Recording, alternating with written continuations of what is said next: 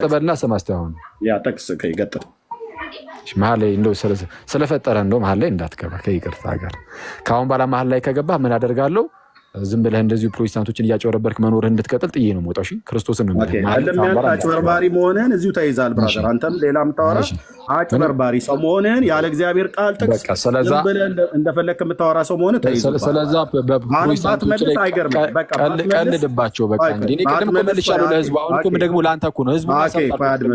እዚህ ምስኪን ፕሮቴስታንት ወንድም እህቶች ላይ በቃ አንተ ገድል እየጠቀስክ ምናምን ነገር ያው ሚስኩት እያደረክ የሌለ ነገር እየጠቀስክ ቀልድባቸው። እንግዲህ እኛ ጋር ደሞኑና መጽሐፍ ዝም ብለህ እኩል አታውራ። በቃ መልካም ጊዜ ይሁንልን። እግዚአብሔር ይመስገን። አይቻለሁ። በቃ ጌታ ካንተ ጋር ይሁን። በነገር ሁሉ ይፈውስህ። እንዳትወርድ ትላለች ሜርሲ ጥያቄ ያለን ወዳጃችን ኤርሚ ካልሰማ ምን ተከፈለ እስቲ አንድ ጊዜ እድል ስጠው በይወስቲ ወንድምሽ ከሰማ ከዛ በኋላ አወራለሁ። አንተ የእግዚአብሔር ቃል ማስረጃ ቆይ አንዴ ማን ነው ኤርሚያስ? አንዴ ይኸውልህ የምትሰማ ከሆነ ዝም በልና አሁን ቆይ እያልክ ለመጀመሪያ ጊዜ ሚዩት አደረኩ። አረ ቀልድን ቀጥላ ባለ ሰዎች ሁሉ እንደ ቀልድ ተረትን ቀጥል። ቻው። እስካሁን ሰው ነው መጽሐፍ ቅዱስ ላይም በጣም ብዙ አደገኛ ኃጢአትን የሰሩ ሰዎች አሉ። እነዛ ሁሉ ግን ኃጢአት ነው የተባለባቸው። በጣም አደገኛ እንደ ነብየ እግዚአብሔር ዳዊት ያሉ ታላላቅ የእምነት አባቶቻችን ምን አይነት ኃጢአት እንደሰሩ እናውቃለን። አባለጹን ግን አልሰራውም፣ ሌላ ሰው ሰራው፣ ተናዘዘው ነው አለቀ። ከዚህ ውጪ ሌላ ርዕስ ከሆነ ንገሩኝ።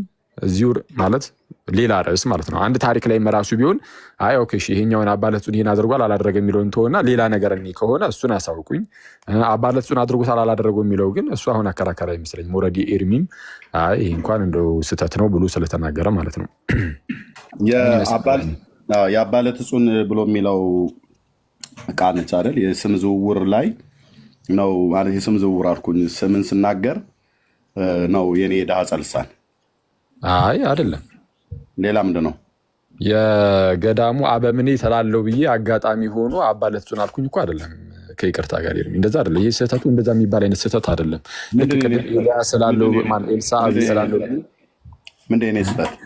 የኔ ስህተት እሺ ልክ እንደ ቀደሙ ኤልሳ አላለው ብዬ ኤልያስ አልኩኝ ምናምን እንደሚባለው አይነት አይደለም። ይሄኛው ታሪኩ ነው ሙሉ በሙሉ ያዛባው። ይሄ ታሪክ የማዛባት ነው። ኢቭን የገዳሙ አበምኔት ስሙ ራሱ አልተጠቀሰም። ስለዛ ስም ተምታቶ ቢኖር ራሱ ለማለት አይመችም። ስለዛ ምንድነው አንድን ኖርማል ሌላ ኃጢአተኛ የሆነ ሰውዬን ግብር አንስቶ ለሌላ ለቅዱስ አባት የመስጠት ነገር ነው የተሰራው። ስለዛ ይሄኛው የተወሰነ እንትን ያለ ነው፣ ራቅ ያለ ነው። ቴንክ ዩ ኦኬ። እንግዲህ እኔ እስከሚገባኝ እና እኔ አይደል ተናጋሪው የገዳሙ አበምኔትን ለማለት ብዬ አባለጹን ብዬ ነው ያልኩትኝ። ይሄ ደግሞ ታሪኩን ያው አኬ እርግጠኛ ሆኜ እንደው ብናገርም ድፍረት ከሆነ ባልናገርም ይሄን ታሪክ ስንክሳር መጽሐፍ ያው እንደምታውቀው ምናልባት በጣም ትልቅ መጽሐፍ ነው። በቤተክርስቲያን ውስጥ ካሉ መጽሐፍቶች በጣም ትልቅ ነው። ከወርሃ መጋቢት እስከ ጳጉሜ ያለው ነው። ከመስከረም እስከ የካቲት ያለው አይደል? ያው መጽሐፉ በጣም ቮሊዩም በጣም ትልቅ ስለሆነ ምናልባት አንብበህ ከዛ በፊት ደርሰህበት ሊሆን ይችላል። እኔ ግን ስጠረጥር ከዛሬም በፊት አንብበህ ላታውቅ ትችላለህ። ችግር የለውም። በየትኛውም ጊዜ ነበብ በየትኛውም ጊዜ የኔ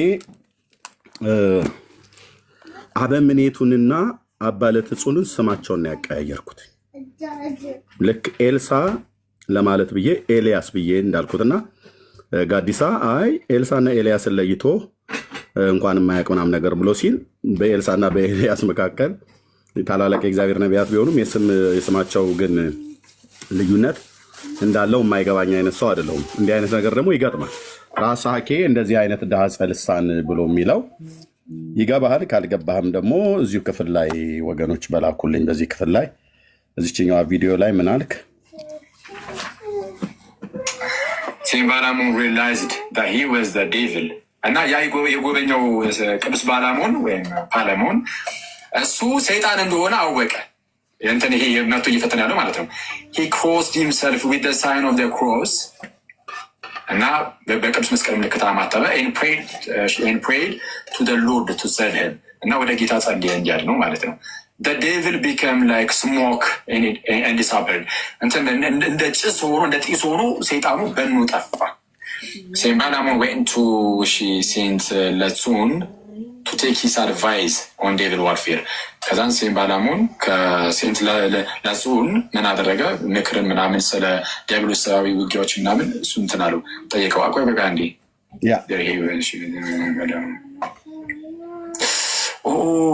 ዌይት አይደለም፣ በጣም ይቅርታ በጌታ በጣም ይቅርታ። ቆይ አንዴ አንዴ there he was there by the man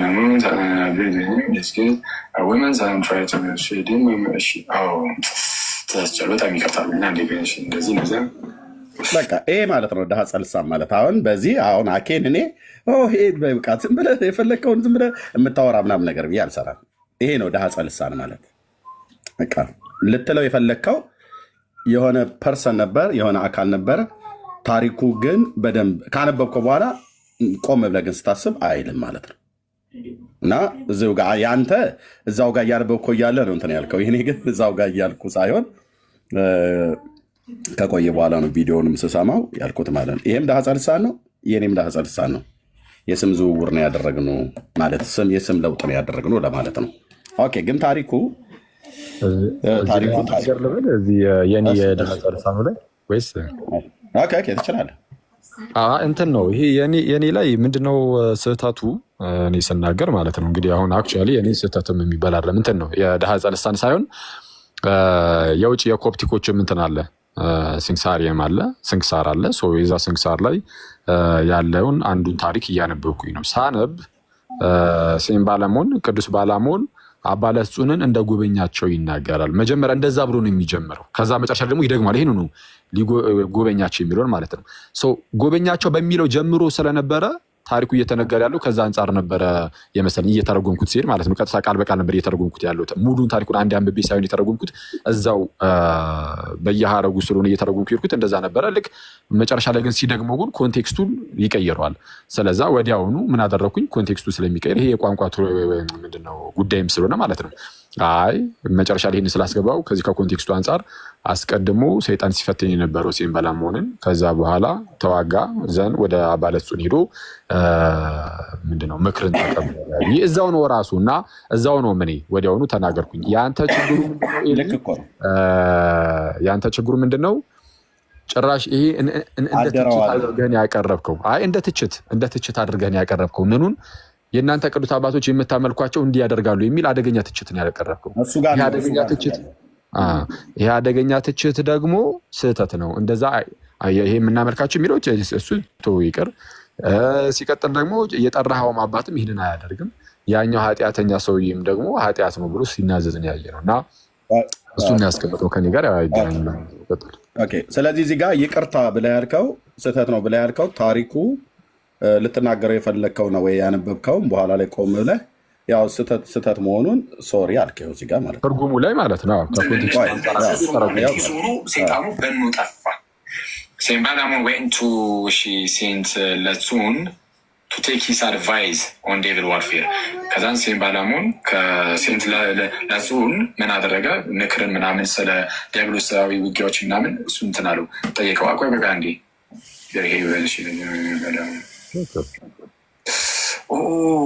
ዌይት አይደለም፣ በጣም ይቅርታ በጌታ በጣም ይቅርታ። ቆይ አንዴ ስታነበው ስለተሳሳትክ ነው አይደል? ይቅርታ ያልከው ትርጉም ላይ ነው። ትክክል። ትርጉም ላይ ምንድነው የመጀመሪያ የገባ ሌላ አንድ ሴንቴንስ ስለነበረ ይደግመዋል መጨረሻ ላይ ራሱ ሴንቴንስ ማለት ነው። ከዛ አንጻር ቃል በቃል እዛው እየተረጉምኩኝ ይርኩኝ ስለነበረ ታሪኩ የሚመስለው ለዛኛው ነው። አሁን ሌላ ሰው ቢያነበው እንደዛ ነው የሚመስለው። ግን መጨረሻ ላይ ያለችው ቃል ስታያት ኮንቴክስቱን አይተው ይሄ ለዚህኛው ነው የሚለውን እዛው እንትን ትላለህ። ስለዛ እኔ ምንም ኢል ኢንቴንሽን ዶኝ የምናገርም ሰው ስላልሆንኩኝ በቃ እዛው ወዲያውኑ እንትን አልኩት። አሁን ያንተ ግን እንዳልኩ ከዚህ ለየት የሚያደርገው ልጨርስና ከዛ ታሪኩን እናንተ ግን እዚህ ላይ የተለያየንበት ነገር አለ።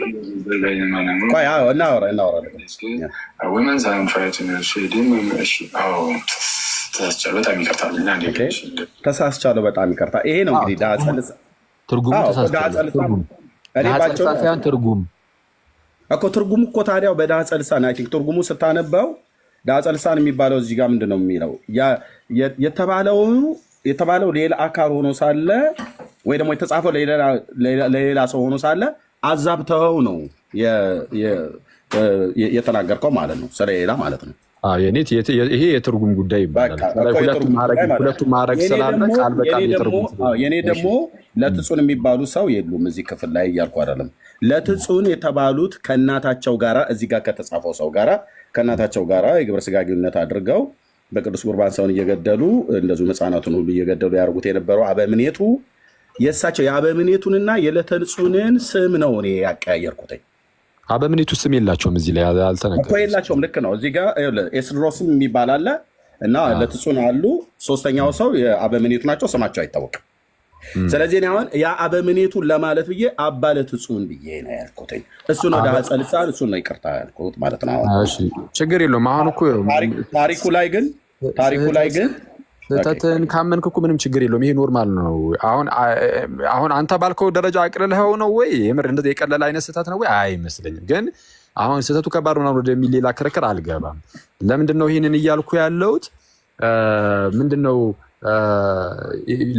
አበምኔቱ እላለሁ ብዬ አባ ለትጹን አልኩኝ። ይሄ አሁን ማለት ስትናገር ከነበረው ቪዲዮ አንጻር ይህንን ነው እነዚህ ነው ልታመልክ 19 ቁጥር ስለሆነ ላምበው ታሪኩ እና ከዛ ካነበብኩት ውስጥ የሌለ ጨምሬ የተናገርኩት ካለ ቪዲዮም ስላለ የተቀረውን ደግሞ ስህተት ይኸው እዚህ ጋር ነጥብ ብለህ ብትለኝ እዚሁ ይቅርታ ጠይቃለሁ ማለት ነው። ስለዚህ እንቀጥል። ስህተትንማ በቃ ወጣ ነው። ያኛው ብቻ ነው። የትኛው አባ ለትጹን ያላደረጉትን አደረጉ ብለን ኖ ድርጊቱ ተደርጓል። የተደረገው ድርጊቱማ ሳነበው ነበርኩ እያየሁ ድርጊቱ እንዳልተደረገ አድርገህ ድርጊቱን ያደረገው ሰው የገዳሙ አበምኔት ሆኖ ሳለ የኤርሚያስ ስህተት የሆነው በዳህፀ ልሳን አባ ለትጹን ማለት ነው እንጂ ድርጊቱማ ተደርጓል እኮ። እኔ ድርጊቱ አልተደረገም መቻልኩኝ። ድርጊቱን ያደረገው አንድ በሰይጣን የተከበበ ኃጢአተኛ ሰው ነው ያንን ያደረገው። አባ ለትጹን ምንም አላደረጉም። አንተ ግን ያደረከው የእኛ ቅዱስ አባቶች እንደዚህ እንደሚፈጽሙ አስመሰለ ነው የተናገርከው። ይሄ ደግሞ ስህተት ነው። አለቀ። እሱ ላይ ከተማመንን በቂ ይመስለኛል ኤርሚ። ምክንያቱም ታሪኩን ሙሉን ላንበው ታሪኩ ላይ ጊዜ ንፍጅ ካላልክ በስተቀር እኔም አነበብኩት እኮ ትላንት አንብበው። እሺ እንደዚህ ይላል። እሺ ይህም አባት ከብህንሳ ሀገር ነበረ። ጎልማሳም በነበረ ጊዜ ነፍሱን ሊያድናት የሚሻ ይጣላት፣ ነፍሱን ስለኔ የጣላትም ያገኛታል፣ የዘላለም ሕይወትንም ይጠብቃል የሚለውን በቅዱስ ወንጌል ውስጥ የተጻፈውን የሕያውን ንጉሥን ቃል ሰማ። ወዲያውኑ ልቡ ስለ እግዚአብሔር ፍቅርና ስለ ዘላለማዊ ተድላ እንደ እሳት ነደደ። ቅዱስ ቁርባንን ተቀብሎ እስዋት ወደሚባል ገዳም ሄደ። በጾም በጸሎትና በስግደት በታላቅ ተጋድሎ ያለማቋረጥ ይጋደል ጀመር። ሰባት ቀንም ይጾም ነበር። የእግዚአብሔር መልአክ ተገለጸለትና የምንኩስና ልብስንም ያለብሰው ዘንድ ወደ አባ ኤስድሮስ እንዲሄድ አዘዘው። እርሱም መልአኩ እንዳዘዘው ሄደ። አባ ኤስድሮስም በልብሱና በአስኬማው ላይ 40 ቀኖችን ጸለየ። ከዚህም በኋላ ልብሱና አስኬማውን አለበሰው፣ በገድልም መጠመድን ጨመረ። ከዚህም በኋላ በመምህሩ ፍቃድ ወጥቶ እየተጋ እየጾመ እየተጋደለ ብቻውን ኖረ። ከእርሱም አቅራቢያ የሆነ አንድ ገዳም ነበር። የገዳሙ መነኮሳት ይጎበኛቸው ነበረ። በአንዲትም ዕለት ወደዚያ ገዳም ሄደ። አበምኔቱም ታሞ ለሞት ደርሶ አገኘው። ይሄ ሰውዬ ነው አበምኔቱ፣ ስሙ አይታወቅም። ይሄ ሰው ነው ከእናቱ ጋራ እንግዲህ የተኛው ማለት ነው። ይሄን ሰው ነው እኔ ከአባ ለትጹን ጋር ያቀያየርኩት ስም ዳህፀ ልሳን በሚል እንጂ ታሪኩ እንዳላለ። ኦኬ። አበምኔቱም ታሞ ለሞት ደርሶ አገኘው። መነኮሳቱን በዙሪያ ሆነው ያለቅሱ ነበር። አባ ለትጹንም የሰይጣን ሰራዊትን ከበው ደስ ሲላቸው አያቸው። አባ ለትጹንም አባት ሆይ በአንተ ላይ የሆነውን ምንድን ነው ብሎ አበምኔቱን ጠየቀው። እርሱም መነኮሳቱን ካጠገቡ እንዲርቁ አዘዛቸው። ከዚህም በኋላ ያደረገውን በደሉን ሊነግረው ጀመረ። ለአባ ለትጹን ማለት ነው የገዳሙ አበምኔት እዛ ሊነግረው ጀመረ። እንዲህም አለው፣ እኔ አስቀድሞ እንደርሱ ያለ ማንም ያልሰራውን ኃጢአት ሰርቻለሁና አባቴ ሆይ በጸሎተ አትርሳኝ። እኔ ቅስና ልሾም ፈልጌ ባልሾሙኝ ጊዜ ወደ ሌላ ሀገር ሄዱ ፕሊዝ ወደ ሌላ አገር ሄደው ኤጲስቆጶስንም ቅስናል ሾሞኛል ብዬ በድፍረት በቁርባን ላይ የምቀድሰው ነው። ኦልሬዲ ኦርቶዶክስ ቄስ ሆኖ አሐዱ አብ ቅዱስ እያለ ይቀድሳል ማለት ነው። ግን አልተሾመም በክህነት ይህ ሰው። ከዛም ለጠላሁትም በቁርባን መስዋዕት ውስጥ መርዝ አድርጌ እሰጠዋለሁ።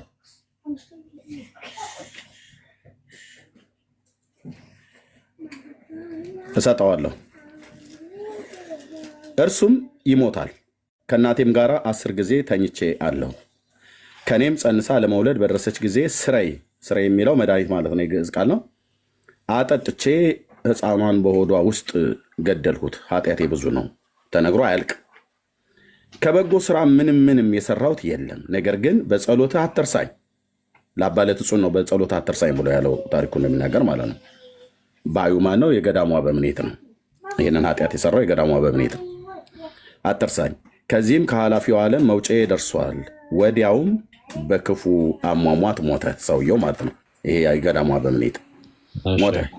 ነፍሱንም እዚህ ድረስ ያለውን አንዴ ነው ልጨርሰውና አብረን እናየዋለን። አንድነት እየተስማማን እንለፍ ብዬ ነው።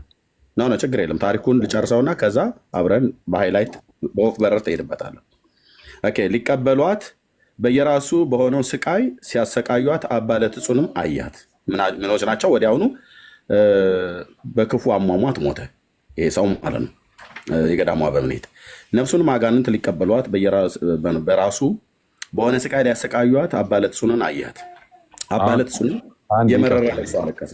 ኤርሚያስ አንድ አትግለጠው፣ እሱን ፔጅ አንዴ አትግለጠው፣ መልሰው አንዴ ከይቅርታ ጋር። ለምንድነው መልሰው ያልኩ? በዋናነት ተነስቶ የነበረው መነጋገሪያ ሆኖ የነበረው ታሪክ ሳይነካ ከሚታለፍ አንድ ጊዜ ይችላል የሆነች ነገር ልጠይቅ። ይቅርታ፣ 2 ጥያቄ ብቻ እና ከዛ እንለፍ።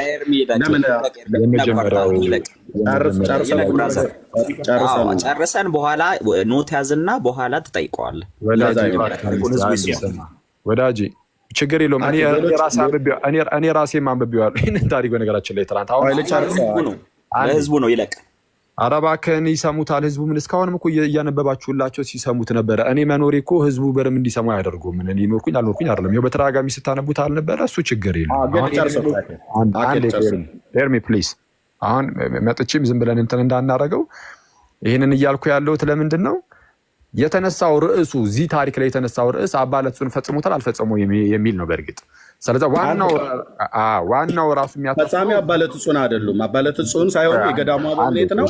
እኔ የገዳሙን አበምኔት እና የአባ ለትጹን ስም ነው ያዘዋወርኩት። ታሪኩ ግን አንዴ። ስለዚህ እያጠራ ነው እንለፍ። አባ ለትጹን አሁን አንተ ያልከውን እነዚህን ድርጊቶች ይፈጽማል አልፈጸመም? አባ ለትጹን ነገርኩ እኮ። አባ ለትጹን ሳይሆን ፈጻሚው የገዳሙ አበምኔት ነው። እኔ ሳነበው የገዳሙ አበምኔት ማለት የገዳሙ አበምኔት ማለት ሲገባኝ በፍጥነት ዳጸ ልሳን ስለሆነ አባ ለትጹን አልኩ። አባ ለትጹን ይህንን ድርጊት አላደረጉም። ያደረገው የገዳሙ አበምኔት ነው። በጣም ጥሩ። እሱ አንደኛው ነው። አባ ለትጹን ይህንን ድርጊት አላደረጉም። አሁን ሲባል የነበረውን ሲወራ የነበረውን ማለት ነው። ሁለተኛው ደግሞ እኚህ የገዳሙ አበምኔት ህጋዊ ካህን ናቸው አይደሉም? በኢየሩሳሌም ውስጥ እስከሚታወቅበት ድረስ ህጋዊ ካህን ነው። አሐዱ አብ ቅዱስ ብሎ ይቀድሳል። ሰው ስለሚያውቀው አይደለም። ህጋዊ ካህን በዚህም ዘብኳ ያቄ አንድ ይቅርታ፣ ህጋዊ ካህን የሚሆነው ያ ሳክረመንት ያ ምስጢር ሲፈጸምለት ነው አይደለም? የሚስጥረ ክህነቱ ቅስና ሲሾም አይደለም? ኃጢአቱን ለአባ ለትጹን ቅስና ተሾሟል አልተሾመም? ኃጢአቱን ለካህኑ እስከተናዘዝበት ጊዜ ድረስ ካህን ሆኖ እንደተሾመ ነው። የገዳም አበምኔት ሁሉ ሆኖ ተሾሟል። ካህን አይደለም። ኃጢአቱን ካህን ሆኖ ተሾሟል የሚል እስቲ ያሳየኝ። እንደ እኔ መቼ ካህን ሆኖ ተሾሟል አልኩ? ካህን ሆኖ እንደተሾመ ራሱን ቆጥሮ እያገለገለ ነው ማለት የገዳም አበምኔት ነው። ጠየቀኝ አይደለ? የገዳም አበምኔት ሁሉ ሆኗል። የገዳም አበምኔት የሆነው በራሱም በሌላ አይታወቅም። ግን ካህን ሆኖ በቤተክርስቲያኒቱ ስርዓት አልተሾመም። እንዲሾሙት ፈልጎ ባልተሾመ ጊዜ ወደ ሌላ ቦታ ላይ ሄዶ ነው ይህንን በድፍረት ያደረገው። ይህንን ግን ለአባ ለትጹን እስከሚናዘዝበት ሰዓት ድረስ ሰውየው አሐዱ አብ ቅዱስ ብሎ ይቀድሳል። ሰውየው አሐዱ አብ ቅዱስ ብሎ ይቀድሳል። እናም ደግሞ ታቦቱን ይሸከማል ማለት ነው። እሺ አሁን ተመልከቱ እንግዲህ ሰው አሁን በዛን ሰዓት ላይ በዛን ሰዓት ላይ አንተ ሙንክ ሌሎች የኦርቶዶክሳውያን ምዕመናን ቢያገኙት ከዚህ ከእናቱ ጋር 10 ጊዜ ከተኛው ሰው ላይ ቡራኬ ትቀበላላችሁ። ምክንያቱም የምታውቁት ነገር የለም፣ የት እንደተሾመ የምታውቁት ነገር የለም። ችግር የለም። እኔ አሁን እሱ አይደለም ሲጀመር ጥያቄ ምን ነበረ? ይሄ ሰው ህጋዊ ካህን ነው ወይስ አይደለም? በቃ ህጋዊ ካህን አይደለም፣ ግን እሱ አጭበርብሮ ግን ገብቶ እየቀደሰ ነበር የሚል ነገር ነው የተመለከትነው። ስለዚህ አሁን ሁለቱ ነገሮችን መያዝ አለብን። አንደኛ አባለቱን አድርገዋል የተባለውን አላደረጉም ስህተት ነው የሚለው በኤርሚያስ ታምኗል። ሁለተኛ አደረጉ የተባሉት የገዳሙ አበምኔት ራሱ በቤተ ክርስቲያን ውስጥ ህጋዊ ካህን አይደሉም፣ አጭበርብረው ገብተው ሲቀድሱ የነበሩ ሰው ናቸው። ሁለቱን ከተማመንን ቀጥል ደግሞ ኤርሚ ጥያቄ ከዛ በኋላ ሰጣችኋለሁ ለጥያቄ ማለት ነው።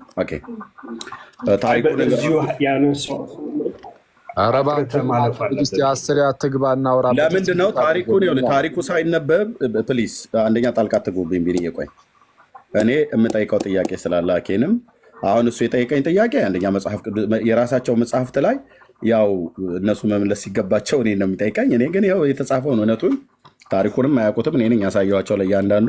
ግን አሁን ቀጥዬ ወደሚቀጥለው ላይ ላንብብ ማለት ነው። ቁጥር ስንት ነበር ነው? ቁጥር 10 አይደለም። አኑ ነው ላቋርጥ አይደለም። ሂድ እንትን በል አንብበው በል።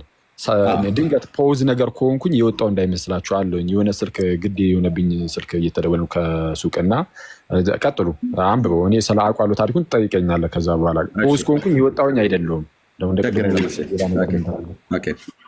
እሺ አባለቱንም ስለ ወዳጆቹ ነፍስ አሳልፎ የሚሰጥ ያለ ከሆነ ከዚህም የሚበልጥ ፍቅር የለም የሚለውን የቅዱስ ወንጌልን ቃል አሰበ ይላል። ከዛስ አባለቱንም ለዚህ ኃጥእ ሰው ነፍስ ክብር ይግባውና መድኃኒታችንን እየለመነ 5 ጊዜ እስከሚሞት ድረስ መሰቃየት ጀመረ ይላል። ማነው ይሄን መሰቃየት የጀመረው? አባለቱን ማለት ነው። ስለየትኛው? ስለዚህ ኃጥእ ሰው ነፍስ ክርስቶስን እየለመነ መሰቃየት ጀመረ።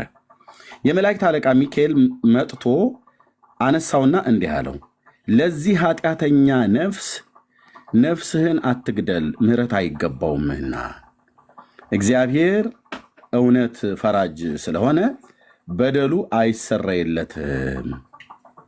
አባለቱንም ግን መሐሪ ይቅር ባይ ወደሆነው እግዚአብሔር ለዚህ ኃጢአተኛ እየለመነ ራሱን ማሰቃየት አልተወም። ልብ በሉ። አባለቱን ለዚህ ኃጢአተኛ ሰው እናቱን 10 ጊዜ ስለተገናኛት ደግሞ በፅንሷ ውስጥ መድኃኒት ጠጥቷት ፅንስ ስለገደለው እንደዚሁም ደግሞ ሌላውንም የሚጠላውን ሁሉ ቅዱስ ቁርባን ውስጥ መርዝ እየጨመረ ባይዘዌ በአንዳንዶች ዘንድ ዛሬም ይደረጋል። ይሄ በደንብ ካህናት የሚያውቁት ነው። ሊገሉ ከፈለጉ አንዳንድ ካህናት በቅዱስ ቁርባን ውስጥ መርዝ ሰጥተው ይገላሉ። ይሄ የቤተክርስቲያኒቱ ውስጥ አንዳንዶች ነው ያልኩት፣ ሁሉም አይደሉም። ልብ በሉ። አንዳንዶች መሰሪ የሆኑ ሰዎች እንደዚህ እንደሚያደርጉ ይታወቃል። ኦኬ። ከዛ ሚካኤል መጣና አነሳውና ኖ ለዚህ ሰው እንደዚህ አታደርግ፣ ይቅርታ አይገባውም ማለት ይቅርታ አይገባውም። ስለዚህ አይሰራይለትም፣ በደሉ አይሰራይለትም። አባለቱንም መሐሪ ይቅር ባይ ወደሆነ ወደ እግዚአብሔር ለዚህ ኃጢአተኛ እየለመነ ራሱን ማሰቃየት አልተውም። እሺ አኬ ወጥቷል፣ ተመልሶ እንደሚመጣ ተስፋ አደርጋለሁ ማለት ነው። እሺ ከዚህም በኋላ ራሱን በባህር እንዳይመጣ ተስፋ አደርጋለሁ። በቃ ቴንክ ዩ ሰዎቹ ችግር የለም። ሚዩት አድርጋለሁ። በነገራችን ላይ ነበርኩኝ ጉዳዩ ላይ ላወራ አይደለም እዚሁ ነበርኩኝ ግን አይ ቲንክ እንግዲህ ተሰውሬ ይሁን ምን ይሁን አላውቅም። ድጋሚ ከቲክቶክ ወጥቼ አሁን እሱማ አየሁኝ እኮ ሳወራ ማይሰማችሁም ታች ላይ ያሉትም ማንም አልመለሰልኝ። ስለዛ ድጋሚ ወጥቼ እየገባሁኝ ነው። ለማንኛውም እየሰማሁ ነበረ። አፈር አደረጋት፣ ነፍሱን አፈር አደረጋት፣ ለህይወት ለሞት ነፍሱን አፈር አደረጋት ማለት ነው። ከዚህም በኋላ ጌታችን የዚህ ኃጥእ ነፍስን ያመጣት ዘንድ ሚካኤልን አዘዘውና አመጣት። በከበሩ እጆቹም ዳሰሳት፣ እንዳልተፈጠረችም አደረጋት። ይህቺ ነፍስ አፈር ትሁን እንጂ ለስቃይ ወይንም ለህይወት ማለት ለገሃነምም ወይ ለመንግስተ ሰማያት አትሁን ብሎ አለ ማለት ነው። ስቃይ የተባለው ገሃነመ እሳት ነው። ህይወት የተባለው ዘላለም ህይወት መንግስተ ሰማያት ማለት ነው። ስለዚህ የዚህ ሰውዬ ነፍስ የደረሰ አፈር ነው የሆነው። ነፍስ አፈር መሆን ትችላለች ወይ? በኋላ የምንጠይቀው ጥያቄ ነው። ወንድሞች የሚጠይቁታል። እኔ አንዱ የምጠይቀው ጥያቄ ነው። እሺ አባለቱንም ለይቅርታው ቸርነቱ ገናንነት መድኃኒታችንን ፈጽሞ አመሰገነው። ለምን? አፈር ስለሆነች ነው ያመሰገነው። የዚህ ሰውዬ ነፍስ አልዳነችም። ልብ በሉ። ሲኦልም አልገባችም፣ ገነትም አልገባችም፣ አፈር ነው ሆና የቀረችው። ኦኬ። ከዚህም በኋላ ጌታችን አባ ለትጹንን የመረጥኩ ለትጹን ሆይ በእውነት እነግርሃለሁ መታሰቢያን የሚያደርግ ሁሉ በስምህ መባ ስለሚያስገባ ወይንም የተራበን ስለሚያበላ የተጠማን ስለሚያጠጣ የተራቆተንም ስለሚያለብስ ወይንም ገድልህን የሚጽፍ እኔ የሁሉንም ኃጢአታቸውን ይቅር እላለሁ፣ ስማቸውንም በሕይወት መጽሐፍ እጽፋለሁ፣ በጎ ዋጋቸውንም እሰጣቸዋለሁ። ጌታችንም ይህንን ብሎ ወደ ሰማይ አረገ። ከዛ ቅዱስ አባ ለትጹን እጅግ ደስ አለው። ወደ በዓቱም ተመልሶ እየተጋደለ ብዙ ዘመን ኖረ፣ እግዚአብሔርንም አገለገለው። መልካም ገድሉን ፈጽሞ በሰላም አረፈ ካለ በኋላ ያው ይህንን ይላል ማለት እስከ ቁጥር 19 ድረስ ማለት። ኦኬ። አሁን ጥያቄ እኔ ዝሙቱን ያደረገው የገዳሙ አበምኔት ነው፣ አባ ለትጹን አይደለም። እኔ ስናገር አባ ለትጹን ማለቴ ዳጸ ልሳን ነው። በዚህም ይቅርታ ጠይቄያለሁ። የገዳሙ አበምኔት ይህንን ያደረገው ስሙ ያልተጠቀሰ 3 ሰዎች ናቸው እዚህ ጋር ያሉት። አባ ለትጹን አለ፣ ኤስድሮስም የሚባለው ደግሞ አለ። ልብሱንና አስኬማውን 40 ቀን ጸልዮለት ያለበሰው መነኩሴ ማለት ነው። እና እዚህ ደግሞ አበምኔቱ አለ። ይሄ አበምኔት ነው ከእናቱ ጋራ። ይሄ አበምኔት የገዳም አበምኔት ነው። ወደ ገዳሙ ሄደ። ከዛ አበምኔቱም ታሞ ለሞት ደርሶ ነበረ። የገዳም አበምኔት ነው እና ይቀድሳል። ቅዳሴው በትክክለኛ ካህን ሆኖ ተሾሞ ሳይሆን አጭበርብሮ ነው የገባው። ይቀድሳል ግን ቅዱስ ቁርባን ሁሉ ይሰጣል ለሰው። ብዙዎቹንም ገሏል። ይህንን ኃጢአቱን ለአባ ለትጹን እስከሚናገርበት ሰዓት ድረስ ማንም አያውቅበትም። በዚያም ቦታ አኬ ቢኖር ከዚህ ከአበምኔቱ ቡራኬው ተደረሰኝ አባታችን ብሎ ቡራኬ ሁሉ እንደሚቀበል ምንም ጥርጥር የለም። ምክንያቱም አኬ ምንም የሚያውቀው ነገር ስለሌለ ማለት ነው። እያንዳንዳቸው ኦርቶዶክሳውያን ከዚህ ሰው ቡራኬ ይቀበሉ ነበር። ለምን? እውነተኛ ካህን መሆኑ አይታወቅም። ለምን? ሌላ አገር ነው፣ አገር ቀይሮ ነው ሄደው። ከዚህ የተነሳ ቅዱስ ቁርባን ያቆርባል፣ እናም እንደገና ደግሞ ይቀድሳል። የሚቀድስና ቅዱስ ቁርባን አሐዱ አብ ቅዱስ ብሎ የሚቀድስ ታቦት ይሸከማል ማለት ነው። ስለዚህ ኃጢአቱን ከተናዘዘ በኋላ ግን ራሱ ነው፣ ማንም አይደለም ኃጢአቱን ያጋለጠበት፣ ራሱ ነው የተናዘዘው። ለአባ ለትጹን በጸሎት አስበኝ እንደዚህ አይነት በደልና ኃጢአት ሰርቻለሁ ብሎ ስላለ ማለት ነው። ኦኬ። የኔ ጥያቄ አሁን እድል እየተሰጠን ገለኛም እሰጣለሁ። የኔ ጥያቄ ጌታ ይህ ሰው ኃጢአቱን ይቅር እንደማይለው በሚካኤል በኩል መጥቶ ነገረው አይደለ? ኦኬ። ለአባ ለትጹን ጨርስ። ጥያቄ ይህን ጠቅላላ አድርገህ ጠይቅና ታሪኩ ላይ ያለኝን ነገር እኔ ይናገራለሁ። ቅድም ጥያቄ ጠይቀኛል፣ እኔም ጥያቄ ቅዱስ ሚካኤል በቅዱስ ሚካኤል ጠቅላላ ያለ ጥያቄ አስቀምጥና መልሳለሁ። አጠቃላይ ታሪኩ ላይ ያለውን ነገር ማለት ነው። ለምንድን ነው እንደዚህ ያልኩ? እሺ ቆይ ሂድ እንትን በለና ከዛ በኋላ አስታውሳለሁ። ጌታ የዚህ ሰው በደልና ኃጢአት ይቅር እንደማይለው ምክንያቱም ስለዚህ ነፍስህን አትግደል ምሕረት አይገባውም ብሎታል። ስንት ጊዜ ነበር የሞተው አባ ለትጹን? አባ ለትጹን ለዚህ ኃጢአት ነፍስ ክብር ይግባውና ጌታችንን እየለመነ 5 ጊዜ እስከሚሞትበት ሰውነቱን በስቃይ ማሰቃየት ጀመረ ይላል። ኦኬ። ስለዚህ እየሞተ ነው ለዚህ ሰው ማለት ነው፣ ነፍሱን እያሰቃየ በመከራ ማለት ነው። ከዛ ቅዱስ ሚካኤል ልኮ ጌታ ስለዚህ ሰው ራስን አትግደል ምሕረት አይገባውም አለው። ኃጢአቱም በደሉም አይሰራይም አለው። በደሉ ምንድነው? ልብ በሉ። አጠቃላይ በደሉ 1 ዝሙት ነው፣ 2 ሰው መግደል ነው፣ ነፍስ መግደል ማለት ነው። ነፍስ መግደል እርሚ ጽሁፉን ትተው አንድ ይቅርታ ለህዝቡ ነው ማስቀመጥ። ጥያቄን ግልጽ እያደረኩ ነው። ለምን መሰል እንደዚህ የሚለው አሁን ጥያቄን ግልጽ እያደረኩ ነው። ሰው እየጠበቀ ነው። ይኸው ክርስቶስ ጥያቄን ግልጽ እያደረኩ ነው። ስወጣ ደግሞ አሁንም ልክ እንደዚህ ወንድሞች እየገቡ እንዲሆኑ እንዲያወሩ ቢሉም ችግር የለም ለመናገር እንደዛ እንዳልሆነ እንጨርስ። ግልጽ እያደረኩ ነው። ጥያቄውን ግልጽ እያደረኩ ነው። የሰውየው በደልና ኃጢአትን ማስቀመጥ አለብኝ። ጥያቄውን ቀጥዬ ላስቀምጥ ነው። ችግር የለም። የሰውየው በደል ዝሙት ነው፣ ከእናቱ ጋር ሴሰኑ እና በቅዱስ ቁርባንም ሰው ገሏል። በእናቱ ማህፀን ውስጥም ሕፃንን በመድኃኒት ገሏል።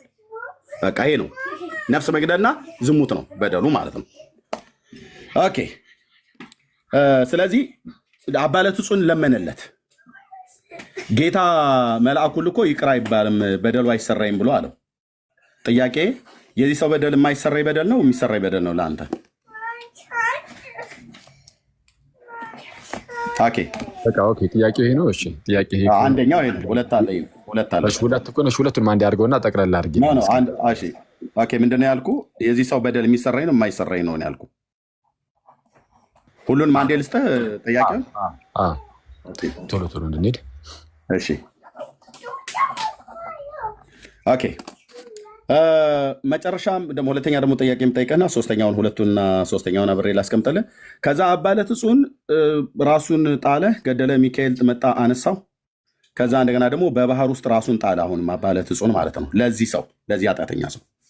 ሁለተኛው ጥያቄ ይሄ ጻድቅ አባት የሚባለው አባ ለትጹን ለዚህ ኃጢአተኛው ሰው ደጋግሞ እስከሚሞት ድረስ ይህንን ከባህር ውስጥ አውጥቶ ከሞት ያድነው ዘንድ ሚካኤልን አዘዘው። ከእርሱም አድኖ ክብር ይግባውና በጌታችን ፊት አቆመው ይላል። አባ ለትጹን ራሱ ለዚህ ሰውዬ ሞተዋል። ኦኬ ከዛም የመረጥኩ ለትጹን ሆይ ኃጢአቱ እጅግ ብዙ ስለሆነ ከኃጢአተኞች ሁሉ በደል ስለሚከፋ ምሕረት ስለማይገባው ስለዚህ ኃጢአተኛ ብዙ ጊዜ ነፍስን ለምን ትገድላለህ አለው። ብዙ ጊዜ ገድሏል ማለት ነው። ኦኬ ከገደለ በኋላ አባ ለትጹን ጻድቅ ሰው ስለሆነ ማለት ነው በጻድቃን ምልጃ ስለምታምኑ ይህ ጻድቅ ሰው አባ ለትጹን የሚባለው በእናንተ አስተምሮት ለዚህ ኃጢአተኛ ሰው ደጋግሞ እስከ ሞት ድረስ አንዴ በመውደቅ አንዴ ባህር ውስጥ ራሱን በመጣል እስከ ሞት ድረስ ለምኖለታል። ጌታ ግን ይቅር አላለለትም። ኦኬ ይቅር አላለለትም። ስለዚህ የአባ ለትጹን አማላጅነት አልሰራለትም ማለት ነው። ለዚህ ኃጢአተኛ ሰው ጻድቃን ይለምናሉ ብላችሁ የምትሉ ስላለ የአባ ለትጹን ጸሎት አልሰራም ማለት ነው። ለምንድነው አልሰራም ብዬ የምለው?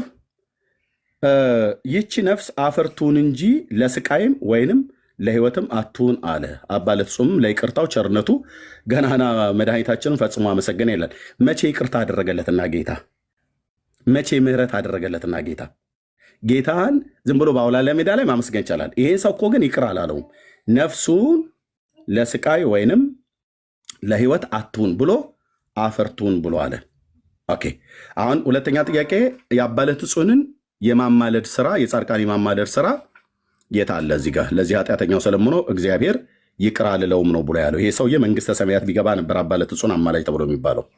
ኦኬ ሶስተኛው ነፍሱ አፈርቱን ብሏል። ነፍስ አፈር መሆን ትችላለች ወይ? መጽሐፍ ቅዱስ ምን ይላል ስለ ነፍስ? ነፍስ አፈር መሆን ትችላለች ወይ? ጥያቄ በመጽሐፍት ላይ ነፍስ ወደ ፈጠረው ወደ እግዚአብሔር የምትሄደው፣ ስጋ ግን ወደ አፈር ነው የሚሄደው። ስለዚህ ሶስት ነው ጥያቄ። አንደኛው የዚህ ሰው በደል ኃጢአት ይቅር የማይባል ኃጢአት ነው ወይ? ሁለተኛ የአባ ለትጹን ምልጃ ለዚህ ኃጢአተኛ ሰው የታለ? ሶስተኛ ነፍስ አፈር ትሆናለች ወይ? ይሄ ነው ጥያቄ። ቴንኪው አኬ ቀጥል። እሺ እግዚአብሔር ያክብርልኝ። ጠቅላላ ያለ መልስ ልስጥ። እንግዲህ ያው ጊዜ እኔ ከሆነ ማለት ነው። እንግዲህ ኤርሚ ጥያቄውን ሲጠይቅ ወደኋላ መለስ እያለም እያሳየም ስለነበረ ሲጠይቅ የነበረው እኔ መለስ ብዬ ልጀምር። እንግዲህ አሁን ወንድማችን ኤርሚያስ አቮይዲንግ ኢሹ የተሰኘ አንድ ፋላሲ ሰርቷል። አቮይዲንግ ኢሹ ማለት ምንድን ነው? ዋናውን ርዕስ መሳት። ዋናው ይሄ የስንክሳር ክፍል የተነሳበት ትችት እንዴት ያለ ነበረ? እንደው አባ ለትጹን እንዲህ ያለ ኃጢአት አድርጓል እሱን ልታመልክን የሄድከው ብሎ እፎይን ሲከሰውን የሰማሁት። ስለዚህ የመጀመሪያው ሶስቱም ጥያቄዎች መልሳለሁ በነገራችን ላይ። ከዚህ ግን መጀመር አለብኝ። ለዛ ነው እሱ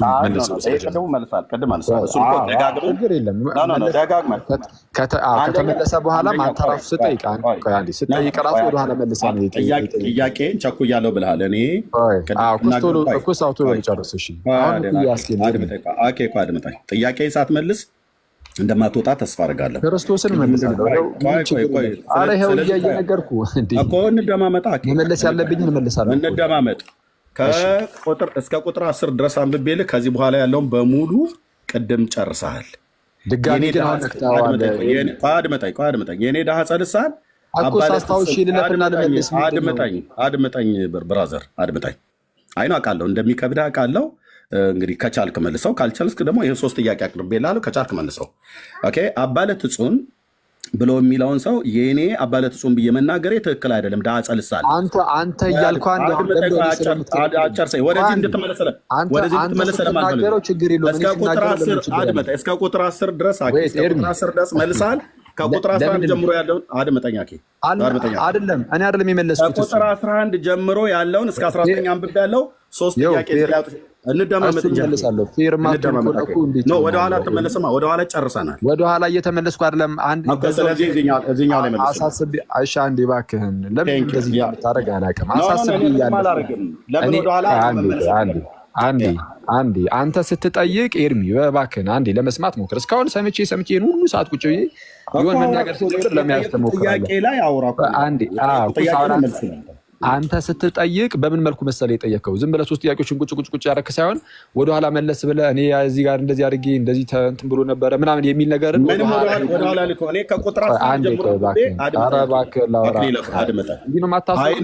ይገባኛል። ብዙ ሰው ይከታተልሃል።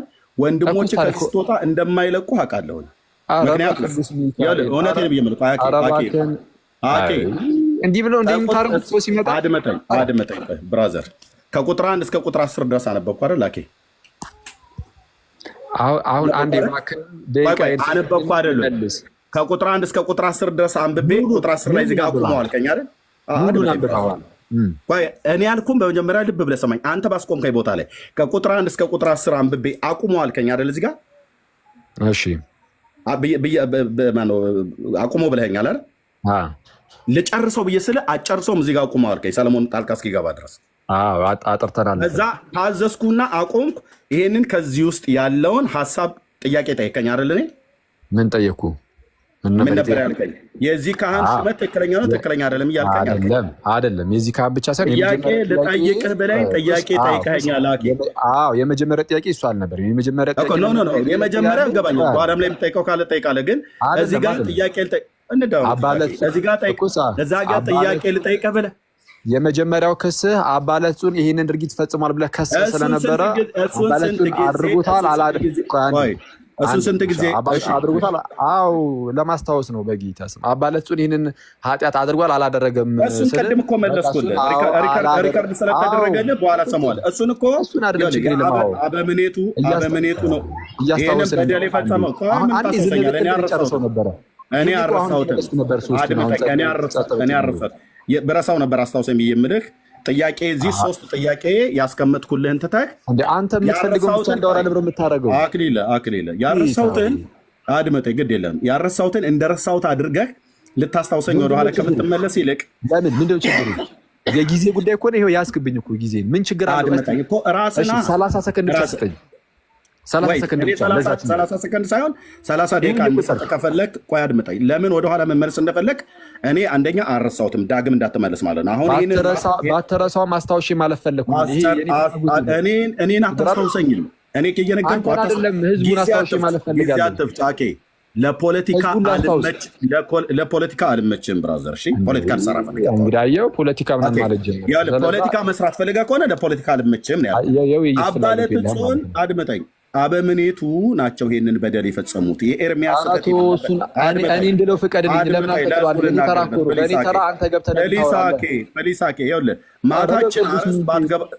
ማታ ይህንን አርዕስት ባትገባበት ይሻል ነበር። ከገባ ዘንዳ እኔ ስህተት ነኝ አልክ እኮ በቃ የተናገርከው ነገር ላይ አባለት ጹም ማለቴ ብቻ ነው ስህተት። ታሪኩም እውነት ነው። ታሪኩን አቅም ካለና መልስ። ሶስት ጥያቄ አስቀምጬልሃለሁ። አንተ ጥያቄ በጠይቅ አንተ ጥያቄ ስጠይቅህ ጊዜ ካልሰጠኸኝ አድምጠኝ። እኔ በዚህ መጽሐፍት እኮ አልጠየቅም። ስጀምር ከሆነ እኔ አልጠይቅም። ወዳጅ የተጠየቀው በተናገርከው ስህተት ነው። እንግዲህ አንዴ መታል እንደ ቦሄ ልጅ ምንም አንዴ ዝጋውና እድል ስጠኝ። ስለዚህ ወደኋላ እንዳትሄድ እኔ አባለት ጽዮን ብሎ የሚለውን ቃል ስሙን ከአበምኔቱ ጋር ወደኋላ ተመልሰህ እያወራህ ነው አይደለም? አሁን ምንድን ነው ዓላማህ? ለምንድን ነው ህዝቡ እንዳይሰማ? ኤርሚያስ አሁን ተመልሰህ እያወራህ ነው አይደለም? ለምንድን ነው ጫጫታ የበዛው? የበዛውማ አንተ መሀል ስገባ ነው። የሰዓት ማውራት ልሰጥህ እኮ ነው አክዬ። ሰው ይታዘብሃል። በቤት መጥቼ የረሳሁትን እንዳረሳሁት አድርገህ እንደረሳሁት አድርገህ ያረሳሁትን ለማስታወስ ወደኋላ ለህዝቡ ነው። አሁን ሚዩት ባደርግ ነው አይደለ? ሚዩት ላደርግ ቅዱስ ሚካኤልን አይደለም ሚዩት አታደርግም። ሚዩት አላደርግም። ማንም ሰው አያደርግም። ልብ ብለህ ስማኝ። ልብ ብለህ ስማኝ። አንድ አድምጠኝ። ለምንድነው ስማኝ ብዬ የምልህ? ለአንዛዛ ፈልጌ አይደለም፣ ወደ ጥያቄው እንድትሄድ ማለት ነው። እኔ ይህን ታሪክ ስናገረው ኤርሚያስ የእኔ ስህተት ዳህፀ ልሳን አባለትጹን ነው ይህንን ኃጢአት ያደረገው ብዬ ማለቴ ዳህፀ ልሳን ነው። ታሪኩ ይህንን ታሪክ ያደረገው አባለትጹን ነው ማለቴ ዳህፀ ልሳን ነው። ታዲያ ማን ያደረገው ይህንን በደል? የገዳሙ አበምኔት ነው። ይህንን በደል የፈጸመው የገዳሙ አበምኔት ነው። ታሪኩ ይዋለ። አባለትጹን ግን ኃጢአቱን ይሄ የገዳሙ አበምኔት ኃጢአቱን ለአባለትጹን የተናገረ ሰው ነው። የኤርሚያስ ስህተት እዚህ ጋር አባለትጹን ብሎ ማለቱ የአበምኔት ሆኖ ሳለ ዳህፀ ልሳን ነው። ምክንያቱም ማናቸውም የማታነቧቸውን ቁልል መጽሐፍቶችን ነው እዚህ የማነበው ታሪክ ማለት ነው። ስለዚህ አሁን ከአንድ አንተ ብቻ ነው የምታወራው። በቃ አንተ አውርተህ ያሉት ብዬ አሁን ትደግማለህ። ጨረስኩ ነው ብዬ አንድ ደቂቃ ከቁጥር 1 እስከ ቁጥር 10 ድረስ አንብቤ ጥያቄ እኔ ልጠይቅ ሲገባ አንተ ራሱ ጠይቀኝ መለስኩልህ። ስለዚህ ከቁጥር 11 ጀምሮ እስከ ቁጥር 19 አነበብኩና 3 ጥያቄ ጠየቅኩህ። ወደኋላ እንዳትመለስ ቅድም ስላወራህበት። አሁን ከቁጥር 11 እስከ ቁጥር 19 በ3 ውስጥ ያለ የእሱ በደልና ኃጢአት የማይሰራኝ ነው ወይ ብያለሁ። ምክንያቱም ነፍስ መግደልና ዝሙት መስራት ነው በደሉ። ሁለተኛስ አሁን ሶስቱንም ጥያቄዎች አውቃቸዋለሁ። አንደኛ የማይሰራ ኃጢአት ነው ወይ፣ ሁለተኛ የአባለትጹን የማማለድ ስራ የታለ እዚህ ጋር፣ ሶስተኛ ነፍስ አፈር ትሆናለች ወይ። እኔ ምንም ጥያቄዎችን መጨረሷቸው አንዴ ቆይ።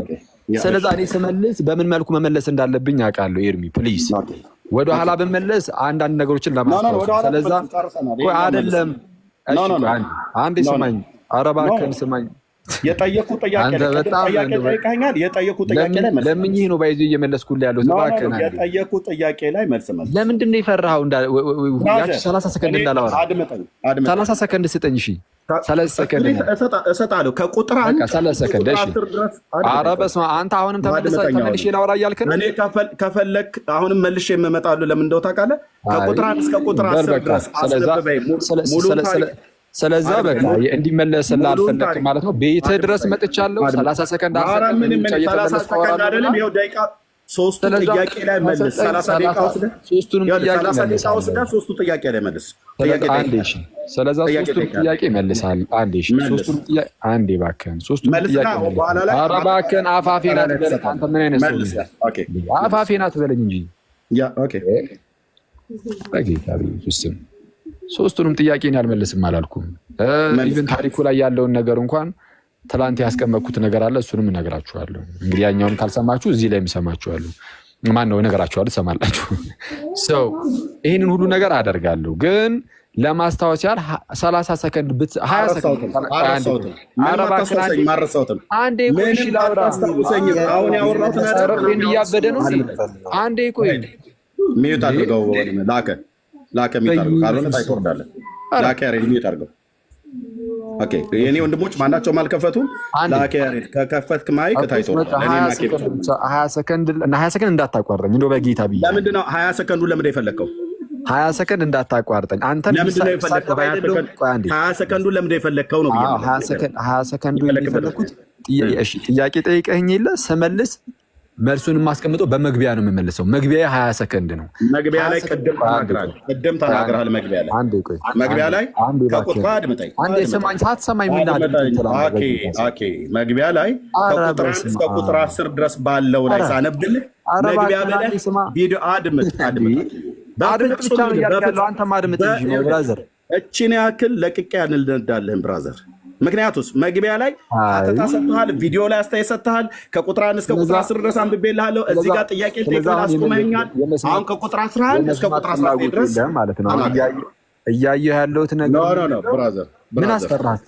ግድ የለም 20 ደቂቃውን 20 ሰከንዱን የፈለግከው ያረሳሁትን ልታስታውሰኝ ነው። አንተን ብቻ አይደለም ህዝቡን ነው። አንተን ህዝቡን የተጠየቀው መልስና መጨረሻ ላይ አጠቃላይ 30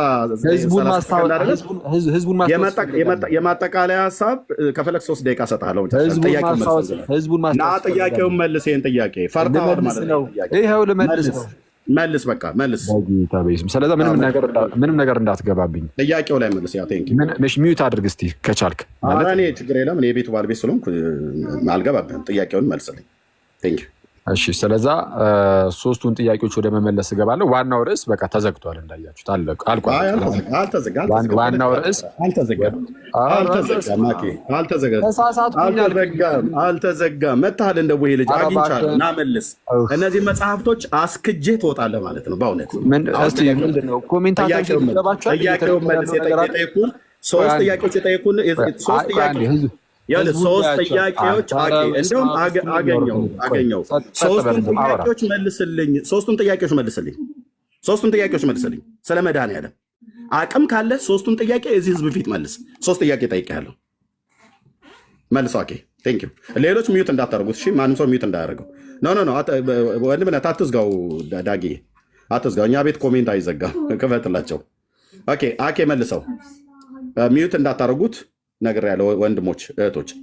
አኬን ሚዩት እንዳታደርጉት፣ ራሱ ሚዩት ማድረግ ስለሚችል ማለት ነው። ጸጋ ይብዛላችሁ። አኬ መልሰው። ጨርሰሃል?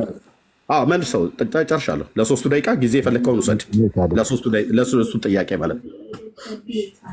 እሺ አሁን ስመልስ በተቻለ አቅም እንዳገባ 20 ሰከንድ ቢግ ዲል ሆኖ አይደለም፣ ዝም ብለህ ነው አሁን እንደዚሁ ለፖለቲካ ልምጭም የገጠር ልጅ ነኝ ብዬ ስል ዝም ነገር የማይገባኝ ገሪባ መስለው ከሆነ ብራዘር እንደዛ እንዳትሄድ። ለፖለቲካ ልመችም ጥያቄው መልስና ከዛ ማጠቃለያ ሀሳብ በኋላ ከሰጠ ትሰጣለህ። ሄድ ጨረስክ አሁን? እሺ ለማንኛውም ያውን ፖለቲክስ ነው ምናምን ያልከኝ ሁሉ ምንም ፖለቲክስ የሆነ ነገር የለውም። ምንም ዋናውን ርዕስ ህዝቡ ሁሉም ያውቀዋል። ምን ብለህ እንደተናገርክ እሱን ስህተት እንደሆንክ ካመንክልን እነዚህ አሁን የቀሩት ሌላ እንደው ቢያንስ በሌላ ማምለጫ አይነት ነገር የቀረቡትን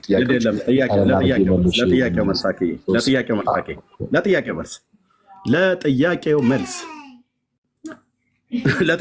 ከገባህበት ዘንዳ ገጥመናል። ችግር የለብኝም። ኧረ እባክህ ልመልስ ነው በቃ አንዴ። እሺ አሁን የተነሱት ጥያቄዎች አንደኛ የማይሰራ ኃጢአት አለ። ሶስቱንም ቀለል አድርጌ መለሰላችሁና ከዛ በኋላ ደግሞ ከታሪኩ አንጻር ደግሞ አንድ የምነግራችሁ ነገር አለ።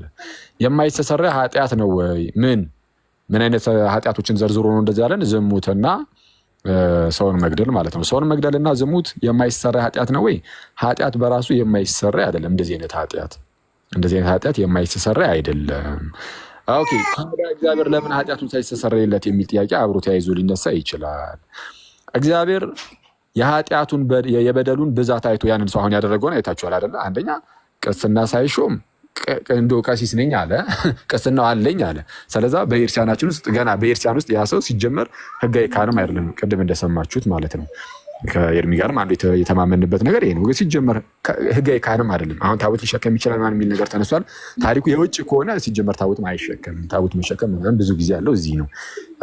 ለማንኛውም ማለት ይሄ እንደዚህ አይነት ስርዓቶች አሉት ማለት ነው። እስከማውቀው ድረስ እንጂ አላውቅም። ይሄ ነው ኖረም አልኖረም ግን አሁን አያችሁ ልክ እንዳሁኑ ጊዜ እንዳሁኑ ዘመን ይሄ ዶክመንተድ የሆነ ነገር ምናምን አሁን ካህናት ምናምን ዶክመንት አላቸው አይደለ? ሰው ክህነት ሲቀበል ዶክመንት አለው ከሀገረ ስብከቱ ምናምን ህጋዊ ሆነ ማህተብ ያረፈበት ነው። እንደዚህ ነገር አለ። አሁን ላይ እንዲህ ነው። በቃ የመለስኩኝ ነው።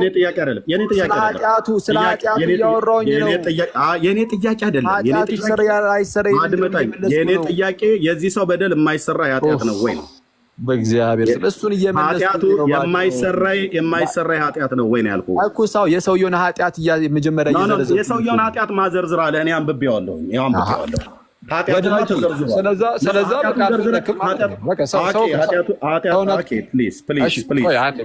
እንደከበደ ይገባኛል። የወንድማችን እንትኑ ገብቷችኋል።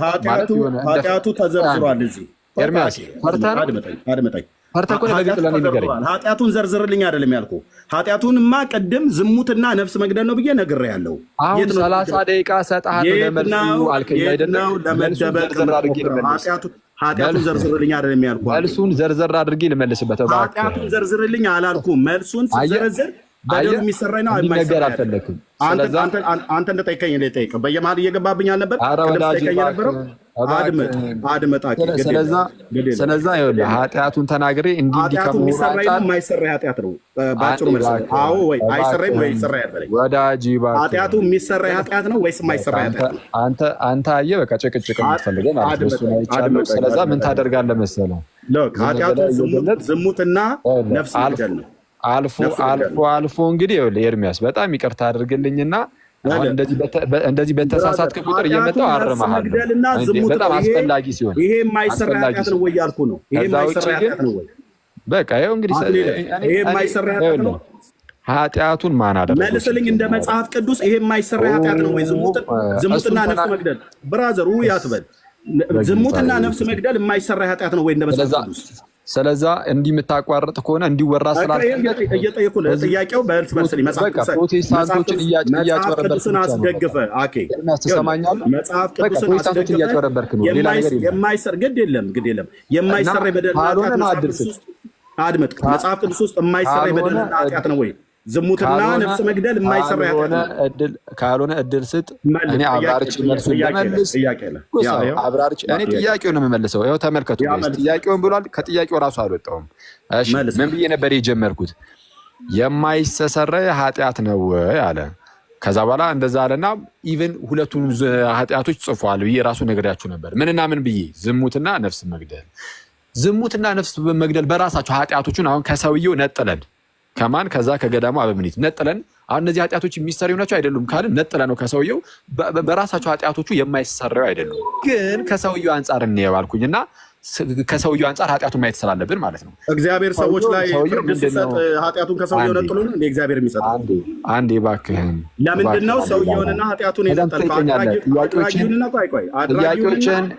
አድራጊውን ያዝና ኃጢአቱን አድራጊው አካልና ልነግርህ ነው።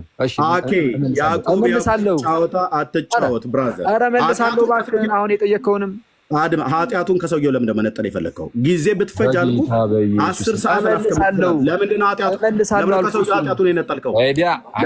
የምትሰማ ከሆነ ስማ። ዝም ብለህ ኃጢአቱን ለምንድን ነው ከሰውየው የነጠልከው? እግዚአብሔር ኃጢአት ላይን አድምጠኝ አድምጥ ብራዘር። የጠየኩ ጥያቄ ላይ ካላወራህ በእያንዳንዱ ፌርማታ ቅድም እየገባህብኝ እኔ እንደጠየቀኝ እኔም ጠይቃለሁ ማለት ነው። ያዕቆብ ጫወታ አትጫወት። እዚህ ጋር አየሁሽ አላየሁሽ አትጫወት። ለምንድን ነው ኃጢአቱ የሰራውን ሰውዬ ከኃጢአቱ ለይተህ እግዚአብሔር ኃጢአቱና ኃጢአተኛው ምናምን ብለህ የምትለው? ይቅርታ ትንሽ 3 ደቂቃ ብቻ። እሺ ቆይ ምንድን ነው? እሺ ምን አለ? ምን ተገኘ ነው ወይ? ለምን እንዴ? ምን ተገኘሽ? እዛ ምን አለ?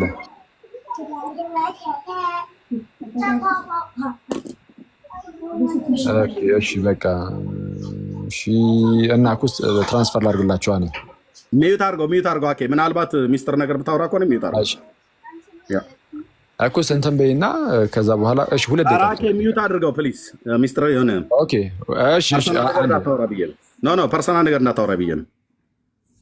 አይ ቲንክ ባንክ ኬዝ መጥቻለሁ። አይ እንትን ነው ችግር የለውም። እዚህ መወራት የሌለበት ነገር ችግር የለውም። እሺ ምንድነው? ኦኬ ከሰውየው ለምን ነጠላ አየኸው ምናምን ላልከኝ እኔ እግዚአብሔር ከሰውየው እየነጠለ ይፈርዳል ምናምን እንደዛ አላልኩም። ከጥያቄው አንጻር ነው የተነሳሁት። ከጥያቄው አንጻር ምንድነው የሚለው ጥያቄው የማይሰሰረ ኃጢአት ነው ወይ ነው። አሁን ቀጥታ እንደዚህ አይነት ኃጢአት ይሰራል አይሰራም የሚል ጥያቄ ተጠይቄያለሁ። እኔ ደግሞ ዝሙትና ምንድነው ነፍስን መግደል የማይሰራ ኃጢአት አይደለም፣ ግን ከሰውየው አንጻር ነው። ለምሳሌ ሰውየው በምን ደረጃ ንስሐ ገብቷል፣ በምን ደረጃ ተመልሷል፣ በምን ደረጃ ፍሬን አፈራ ምናምን፣ ምን አይነት ሰው ነበረ የሚለውን እሱን ወደሚለው ገባሁኝ። ከዛን ገባሁኝና ስናየው እግዚአብሔር ከሰው አንጻር እያየ ነው ኃጢአትን ይቅር የሚለው። ከሰው አንጻር እያየ ነው ኃጢአተኛን እግዚአብሔር ይቅር የሚለው። ከሰውየው አንጻር ንስሐ ገብቷል አልገባም? ከሰውየው አንጻር እያየ ነው ወይ? አዎ ንስሐ ገብቷል አልገባም የሚለውን ከሰውየው አንጻር አይቶ አልገባም። ንስሐ አልገባም አይደል? አንዴ ኩስ አንዴ ንስሐ አልገባም አይደል? እኔ ማታስወራ ከሆነ ይኸውልህ ዝም ብለህ ንስሐ አልገባም አይደል? ሰውየው ንስሐ አልገባም አይደል? አስጨርሰኝ እንጂ ልመልስ። ምን ሆነ ነው? የምርህ ነው? ግን በጌታ በኢየሱስ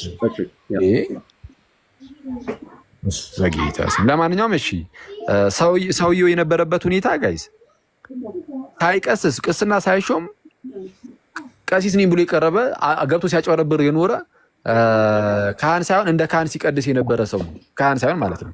ቀደም እንዳልኳችሁ የአሁን ጊዜን ብታዩት ሁሉም ነገር ዶክመንትድ ነው። የሀገር እንትኑ ምንድነው የአንዱ ሀገር በአንዱ ሀገር እረኛ በኩል በጳጳሳቱ በኩል የሚሾሙ ካህናት ሁሉ አሁን ላይ በቃ ዶክመንተሪ የሆነ ነገር አላቸው እና ማህተብ ያለው ምናምን ሁሉ ነገር ያላቸው ናቸው አሁን ላይ። ያኔ እንደዚህ አይነት ነገር ላይኖር ይችላል። ስለዚህ የማጨርበር እድሉ አለ፣ ያጭበረብራሉ። እንደዚህ አይነት ማጭበርበር ውስጥ ገብቶ ከዚህም አልፎ ደግሞ ጭራሽ ከእናቱ ጋር 10 ጊዜ የተገናኘ ጽንስ ሲመጣ የገደለ በቅዱስ ቁርባኑ ሰው ለሰው መርዝ ሰጠውኛል እንደዚህ አይነት ሁኔታ ውስጥ ያለ ሰው ነው። እና እንደዚህ አይነት ሁኔታ ውስጥ ያለ ሰው ሆኖ ከዛ በኋላ ቀጥታ ያገኘው አባ ለጽዮንን ነው። አባ ለጽዮንን እንደው ጸልዩልኝ አለ። ስለዛ እግዚአብሔር ይህንን ነገር አይቶ ልክ ኃጢአቱ በራሱ የሆነ ሰው ኃጢአትን አድርጎ እንደዚህ አይነት ኃጢአትን አድርጎ በንስሐ ቢመለስ እግዚአብሔር ይቅር ይለዋል። ለምሳሌ አክሊል እንዲህ አይነት ኃጢአት ቢያደርግ አይድረስበትና ወይም የሆነ አበበ የሚባል ሰው እንዲህ ያለ ኃጢአትን አድርጎ ከዛ በኋላ ግን የሆነ ሰዓት ላይ ግን ተነክቶ ማለት ነው እንደው እግዚአብሔር ሆይ በደልን በድያለሁ፣ ኃጢአትን አድርጌያለሁ፣ በፊትህ እንዲህ ያለ ነውርን ፈጽሜያለሁና አቤቱ አንተ ይቅር በለኝ ብሎ ከዛ በኋላ ንስሐ ገብቶ ወደ ቅዱስ ቁርባን ቢመለስ በቃ ይሄ ሰው በንስሐ ኃጢአቱ ይታጠብለታል። አሁን ያለበት ሁኔታ ግን ይሄ ሰውዬ የመሞቻ ሰዓቱ ላይ ነው። ንስሐ ገብቶ በእንደዚህ አይነት መንፈስ ውስጥ ሆኖ በንስሐ መንፈስ ውስጥ ሆኖ ራሱ ወደ ቅዱስ ሚስጥር አልቀረበም። ጭራሽ ቅዱስ ቁርባን ሲያቃልል የነበረ ኃጢአተኛ ሰው ነው። ስለዛ ጸልይልኝ ብቻ ብሎ ለአባ ለጽዮን ሞተ። እዛው ክፉ አሟሟት ነው ራሱ ሞተ የሚለው። ስለዚህ ይህንን ሰው እግዚአብሔር ይቅር ይለዋል አይለውም። ይህንን የሚፈርደው ማን ነው? ራሱ እግዚአብሔር ነው። ኤርሚያስ እዚህ ጋር መጥቶ አይፈርድም። አክሊል እዚህ ጋር መጥቶ አይፈርድም። እግዚአብሔር ይሄ ለዚህ ሰው ህይወትን የሚሰጠው ከሆነ እሰየው ይስጠው፣ የሚፈርድበት ከሆነ ይፈርድበታል። ግን እግዚአብሔር ፈረደበት። ስለዚህ የመጀመሪያ ይሄ ነው። ግን የአባ ለጽዮን የማማለድ ስራ የታለ እዚህ ጋር አለ። ሁለተኛው ጥያቄ ይሄ ነው። የአባ ለጽዮን የማማለድ ስራ የታለ? ቅዱሳን ያማልዳሉ ትሉ የለም ወይ? አዎ ቅዱሳን ይማልዳሉ ስለኛ እንኳን ቅዱሳን እኔ ማልዳለሁ። የሆነ ክርስቲያን ወንድሜ አበበ ይማልዳል ስለ እኔም ስለ እርሱ። ቅዱሳን ደግሞ ሩጫቸውን የጨረሱ ናቸው። እኔ ገና ሩጫ ላይ ሆኜ ነው ራሱ። እነሱ ደግሞ ሩጫቸውን ጨርሰው ከጌታ ጋር ያሉት እነርሱ ደግሞ ይጸልያሉ። አባ ለጽዮን እዚሁ ምድር ላይ እያለ ነው ማለት ነው። እሺ እዚሁ ምድር ላይ እያለ ማለት ምንም ችግር የለም። ባይዘው ምድር ላይ እያለ መማለዱ የአባ ለጽዮን የመማለድ ስራ የታለ? አለ እዚሁ ክፍል ላይ ይታያል። በነገራችን ላይ እንዴት ከተባለ ያቺ ነፍስ ለዘላለም ሲኦል ላይ እንዳትቀጣ አደረገ። ለምሳሌ ስለዚህ በቃ እንዳትቀጣ ለዘላለም ጭራሹን አኗኗራን አጠፋት ነው አይደለ? እንደዛ ነው የሚለው። እንግዲህ አሁን ከታሪኩ አንጻር ራሱ እንሂድ ካልን ማለት ነው። ሲቀጥል ደግሞ የቅዱሳን ምልጃ ተፈጻሚነት የሚያገኘው እንደ እግዚአብሔር ፈቃድ ነው። አለቀ። ሁለተኛ እንዳልጠይቅ ሶስተኛው ላይ ከመሄድ በፊት ሁለተኛውን አልጨረስኩም። ሶስተኛው ላይ ከመሄድ በፊት ሁለተኛው ላይ የቅዱሳን የምልጃ ስራ እግዚአብሔር እንደፈቀደ ነው የሚሆነው። እንዴ ዝም ብሎ ያመሰግናል እንዴ ምልጃውን ሳይቀበልለት አለ ኤርሚያስ ወዳጃችን። አዎ እግዚአብሔር እናመሰግናለን። ኢቭን ምልጃችንን ባይቀበል ራሱ እግዚአብሔር እናመሰግናለን። ባይቀበል ኖሮ ራሱ አክቹዋሊ እዚህ ጋር የተፈጠረ ነገር አለ እንዳሳያችሁ። ግን ባይፈጠር ራሱ ማለት ነው ምልጃን አቅርቤ እግዚአብሔር ያንን ምልጃን ባይቀበለውም አመሰግናለሁ እግዚአብሔር። ለምን? የእርሱ ፈቃድ ስለሆነ። ጌታ ኢየሱስ የሚያስተማረን ይህንን ነው። የትኛውን አባቶ ቢቻልስ ይህች ጽዋ ከእኔ ትለፍ አለና፣ ነገር ግን ያንተ ፈቃድ ይሁን እንጂ የኔ ፈቃድ አይሆን አለ። ስለዛ ከእኛ ለምሳሌ የሆነ ነገር እንዲርቅልን ጸልየን ባይርቅ ባይሳካ ማለት ያ ጸሎት ምንድነው ተፈጻሚነትን ባያገኝ በቃ የእግዚአብሔር ፈቃድ ሆኗልና እግዚአብሔርን እናመሰግናለን። እና የቅዱሳን ምልጃ የመጀመሪያው የሚሰራው እንደ እግዚአብሔር ፈቃድ ነው። እንደ እግዚአብሔር ፈቃድ እግዚአብሔር እስከፈቀደ ድረስ እንጂ እነሱ ያሉ ብቻ አይደለም። ኦኬ እዚህ ጋር ልጠይቅህ። ኦኬ የአባ ለጽዮን አማላጅነት የት አለ ነው ብዬ ያልኩ። የአባ ለጽዮን አማላጅነት ምክንያቱም ይህ አባ ለጽዮን የሚባለው ሰው ለዛ ለገዳሟ በምኔት ይህንን ኃጢአት ለሰራ ሰው ነፍሱን ደጋግሞ እስከ መግደል ድረስ ገደል ውስጥ መጨመር ወይ ደግሞ ባህር ውስጥ ራሱን መጨመር፣ ሚካኤል ልኮ ማውጣት፣ ከዛ እንደገና ቆም እንደዚህ ሰው እያትማልድለት እንደዚህ እስክትሞትለት ድረስ ልታደርገው አትችልም ብሏል። ይሄ ኃጢአተኛ ሰው ደግሞ በደሉን ተናዟል። ለአባ ለጽዮን ማለት ነው። ጸልይልኝ ብሎታል፣ ጸልዮለታል። የጻድቅ ሰው ጸሎት በስራዋ ኃይል ታደርጋለች ብሎ የሚለውን የያዕቆብ መልእክት ትጠቅሳላችሁ። የዚህ አባ ለጽዮን ጸሎትና ኃይል ለዚህ አማላጅ ለዚህ ኃጢአተኛ ሰው አንዳች አልሰራለትም። ምክንያቱስ የአባ ለጽዮን ጸሎት ውሃ እንደሆነ ይቀር። ጥያቄን አቅርብና ፕሊስ መልሽ። ከዛ በኋላ የራስን ሪፍሌክሽን አብራርቼ ነው የማቀርበው። ላድርጋሽ ኤርሚ እንደዚህ እናድርግ።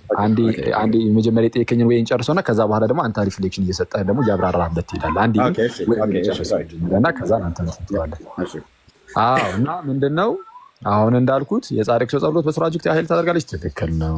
ይህንን ያለው አክሊል አይደለም ትላላችሁ ብለህናል። አዎ እንላለን። ምክንያቱም መጽሐፍ ቅዱስ የኛ ስለሆነ በመጽሐፍ ቅዱስ ውስጥ እንናገራለን። የጻድቅ ሰው ጸሎት በስራ እጅግ ኃይል ታደርጋለች ብሎ የኛም እኮ ነው መጽሐፍ ቅዱስ። እንግዲህ የኛም ነው ካልክ የኛም መጽሐፍ ቅዱስ። እናንተ ከየት አመጣችሁትን እኛ ብለህ ትላለህ። እናንተ ከየት አመጣችሁትን ነው እርግጠኛ ነህ እንዳትገባ። እናንተ ከየት አመጣችሁትና የኛ ብለህ ትላለህ። እኛም ያመጣ ነው ከአባቶቻችን ተቀበለ ነው በኤርትራናችን ውስጥ በቅብብሎች ውስጥ መጥቶ ነው። አንተ ኬታ አርስቱ እንዳይቨርት አናደርገውም ብራዘር፣ የአንተ ኬታ መጣ። እነዛ አባቶች የኔ አባቶች ናቸው አትላቸው። እነዛ አባቶች ሁሉም በጣም የሚያምኑ ናቸው። ከኔ ጋር ታወራለህ በኋላ እሷን ከኔ ጋር ታወራለህ። እችን ጨርሳት መጀመሪያ። ስለዛ ልጨርስ በቃ።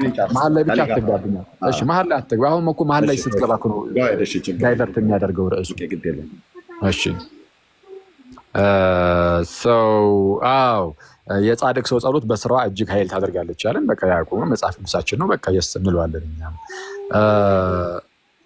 የጻድቅ ሰው ጸሎት በስራዋ እጅግ ኃይል ታደርጋለች። አዎ የአባለጹን ታዲያ ጸሎት ለምን በስራዋ እጅግ ኃይል አላደረገችም? አድርጋለች። ከምን አንጻር? አንዴ መሀል ላይ አንደኛ ለዘላለም ሲኦል የሚገባው ሰውዬ በሲኦል እንዳይቀጣ በቃ አኗሩ ብቻ እንዲጠፋ አደረገ። ቢያንስ ወደ ህይወት አኗሩ እንዲጠፋ የተደረገው እሱ ነገር ነፍሱ እንድትጠፋ አደረገ። ሶስተኛው ጥያቄ እኮ እሱ ነው። ነፍስ አፈር ትሆናለች የሚል ጥያቄ አለ። ወደዛ እሄዳለሁ ብዬ እኮ ነው። አኗሩ እንዲጠፋ ያደረገው ነፍሱን አፈር አደርጋታለሁ አለ። ነፍስ አፈር ትሆናለች እሱ ነው ጥያቄ። እሱ ሶስተኛ ጥያቄ ነው። እመጣለሁ ሄደበታለሁ። ሁለተኛው ላይ ተያያዥ ጥያቄ ስለሆነ አብሮ ይመለሳል እሱ። ስለዛ ቢያንስ የአባለጹን ጸሎት አሁን እዚህ ጋር ሰርቷል አልሰራም? ሰርቷል። አሁን ከታሪኩ አንጻር እንየው ካልን ማለት ነው። ከታሪኩ አንጻር እንየው ካልን የአባለጹን ጸሎት አትሊስት ምን ድረስ ሰርቷል? ያቺ ነፍስ ህይወትን ባታገኝ እንኳን ግን ቢያንስ ግን ስትቀጣ እንዳትኖር አድርጓል። ምን አድርጓት? አፈር አድርጓትም ቢሆን ነፍስ አድርጓት ስላለችው እሱንማ ሶስተኛ ጥያቄ ነው። ማይ ብራዘር አንዴ ተረጋጋ። ሶስተኛ አይደለም ሶስተኛው ላይ እኮ ይሄ ጥያቄ እኮ አለ እያየሁት እኮ። ቢያንስ ግን በጸሎቱ ምክንያት ይሄን አድርጓል አላደረገም? አድርጓል። አለቀ። እሺ ሲቀጥል ግን እንዳትረሱ በጌታ የቅዱሳን ምልጃ ማለት ነው የሚፈጸመው እንደ እግዚአብሔር ፈቃድ ነው። አለቀ። ይሄ መረሳት የለበትም። እግዚአብሔር ከፈቀደ አሁን እመቤታችን ወይም ሌላ ሰው አባለቱንም በሉት ሌላ ቅዱስ ሰማዕቱን በሉት ቅዱስ ጊዮርጊስንም በሉት ሌሎችም ቅዱስ ጳውሎስን በለው የትኛውም አባት ልክ ሲማልድ ስለ ሌሎች ሰዎች እንደ እግዚአብሔር ፈቃድ ነው የሚፈጸመው። እግዚአብሔር ከፈቀደ ይፈጸማል ያ ነገር። ግን ቅዱሳኑ በጣም ጩኸት የነርሱ ጩኸት ወደ ለእግዚአብሔር ጆሮ በጣም የቀረበ ስለሆነ በፍጹምና ለማየት ቻንሱ ትልቅ ነው። ከዚህ ጋር ጥያቄ አለ። እንደ እግዚአብሔር ፍቃድ ነው የሚፈጸመው ብለህ ስትል በእውነት ስነግርህ እየዋሸ ነው። ለምን? አንደኛ እግዚአብሔር እንደ ሰውየው ነው ኃጢአቱን አይቶ እንደ ሰውየው አይቶ ነው የሚፈርድበት ብለኛል፣ ስለ ኃጢአት መፍረድ። ሁለተኛው ላይ የቅዱሳን ጸሎት ደግሞ እንደ እግዚአብሔር ፍቃድ ነው የሚፈጸመው አልክ። እግዚአብሔር ካልፈቀደ አይፈጸምም ማለት ነው አይደል? አይፈጸምም። አንዴ ልጨርስ። ታዲያ ቆይ አድምጠኝ። በታምረ ማርያም ታምር 110 ላይ የዛሬ ስንት ዓመት የጠየቅኩህን ሂድና ጠይቅና ነብይ አባቶችን በዛ ክፍል ላይ የእግዚአብሔር ፍቃድ ያ የ110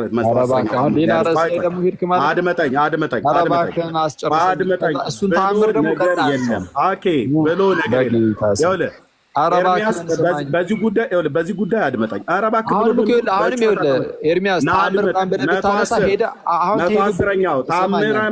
ታምረ ማርያም ላይ 110ኛው ታምር ላይ አድመጠኝ።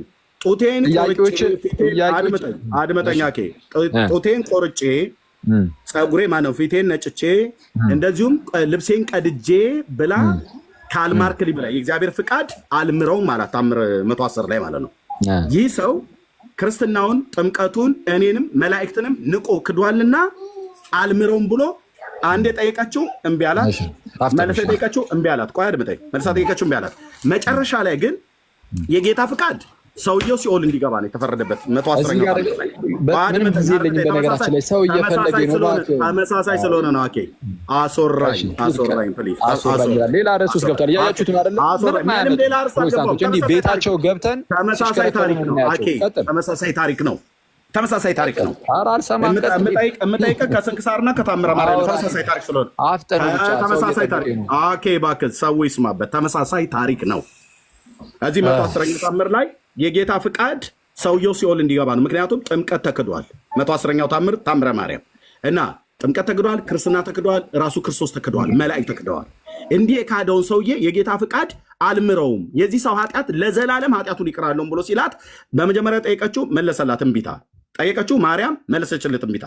መጨረሻ ላይ ልብሴን እቀዳለሁ፣ ጡቴን ቆርጣለሁ፣ ጉንጮቼን እሰነጥቃለሁ ብላ ስትል በማስፈራራት የእግዚአብሔርን ፍርድ ለውጣለች ማርያም በታምረ ማርያም 110ኛው በእንተ ጥብርያኖስ ነጋዴ ላይ ማለት ነው። ስለዚህ እንደ እግዚአብሔር ፍቃድ ከሆነ የቅዱሳን ጸሎት የሚሰማው እንደ እግዚአብሔር ፍቃድ ከሆነ የአባለት ዕጹን የማይሰማበት የማርያም ሲሆን እምቢ ያለች ጡት እቆርጣለሁ፣ ቀሚሴን እቀዳለሁ፣ ጉንጬን እሰነጥቃለሁ ብላ ይቅር ተብሎላታል። እዛ ክርስቶስን የካደ ሰው ይሄ ሰውዬ ክርስቶስን አልካደም። የገዳሙ አበምኔት የዚህ ሰውዬ ኃጢአት ዝሙትና ነፍስ መግደል ነው። የጥብርያኖሱ ነጋዴ ግን ክርስቶስ ተክዷል፣ ጥምቀት ተክዷል፣ ክርስትና ተክዷል፣ መላእክት ተክደዋል። ቢያንስ ሌሎቹን እንኳን ብታው ጥምቀትና ክርስቶስ ነገረ ክርስቶስና ሚስጥረ ጥምቀት ተክዷል። ከአምስቱ አማረ ሚስጥር ሁለቱ ማለት ነው። ተክዶ ያን ሰው ቀሚስ ቀዳ፣ ጉንጯን ሰንጥቃ ተመሳሳይ ታሪክ ስለሆነ ነው። እንደ እግዚአብሔር ፍቃድ ማለት ነው። ሌላ እግዚአብሔር ፍቃድ ብለህ ልታመልጥ አይገባም። ታየ እኮ እግዚአብሔር ፍቃድ ያልከው ይመለስላችሁ ሲገባ ሌላ ውሸት። እሱ ታሪክ ቀሚስ አደናቅረኝ ነው። ነፍስ አፈር ትሆናለች ብሎ የሚለው መልስ። አሁን እባክህን ወዳጅ መክብብ መጽሐፍትን ጥቅሱን ካላወቀው እነግርሃለሁ። ነፍስ ወደ እግዚአብሔር ትሄዳለች ብሏል። አፈር ትሆናለች ብለህ አንተ ነፍስን አድመጠ ነፍሱ አናኗሩን ጠፋ ተደርጓል ብለህ እባክህ ብዬም እኮ በሰማህ ግድ የለም ለዘመናት ጠብቀህ ነበረ። ዛሬ ተገኝተሃል። በጣም አሁን ተዘጋው። አሁንም ቆይ እያልክ ነው። ሶስቱን ጥያቄ ሁሉንም መልሻለሁ። ሶስተኛው ላይ ስደርስ አሁን እንትን እያልክ ነው። ነፍስ አፈር ሆና የምትበሰብስበት እባክህን ልመልስ። እባክህን ወዳጄ ለምን ሌሎች እንዳስገቡበት ነፍስ አፈር የምትሆንበት ታደረግከው። አልጨረስክም? ቀጥል። ስጨርስ ንገረኝ። የአባለት ዕጹን የዚህ ሰውዬ ነፍስ ብቻ ሳይሆን የአንተ ነፍስ እዚህ እየተሰቃየች ነው አፈር እስክትሆን ድረስ። ነፍስ አፈር የምትሆንበትን መልስልኝ ከመጽሐፍ ቅዱስ ጠቅሰህ። ቴንኪው። አንተ ነፍስ እኮ ራሱ አፈር ሆነች እዚሁ። ምክንያቱም ተጨነቅ። መልስ። ነፍስ አፈር መሆኑን ከመክብብ መጽሐፍት ላይ ነፍስ ወደ ፈጠረችው ወደ እግዚአብሔር ታርጋለች ይላል መጽሐፍ እንጂ የሰው ነፍስ ወደ መቃብር እንደ እንስሳ ወደ አፈር እንዳያችሁት መቼ ማያቆም ወሬውን ጨርሻለሁ። መልስ። ጨርሻለሁ ብለህ ልገባ ስል ደግሞ አሁን ታስቆመኛለህ። ጸጥ በላሽ። ጸጥ በላው። ባትገባ ይሻል ነበር። መልስ። አይተዋል። ጸጥ ማለት አትችልም። እስቲ ጸጥ በል።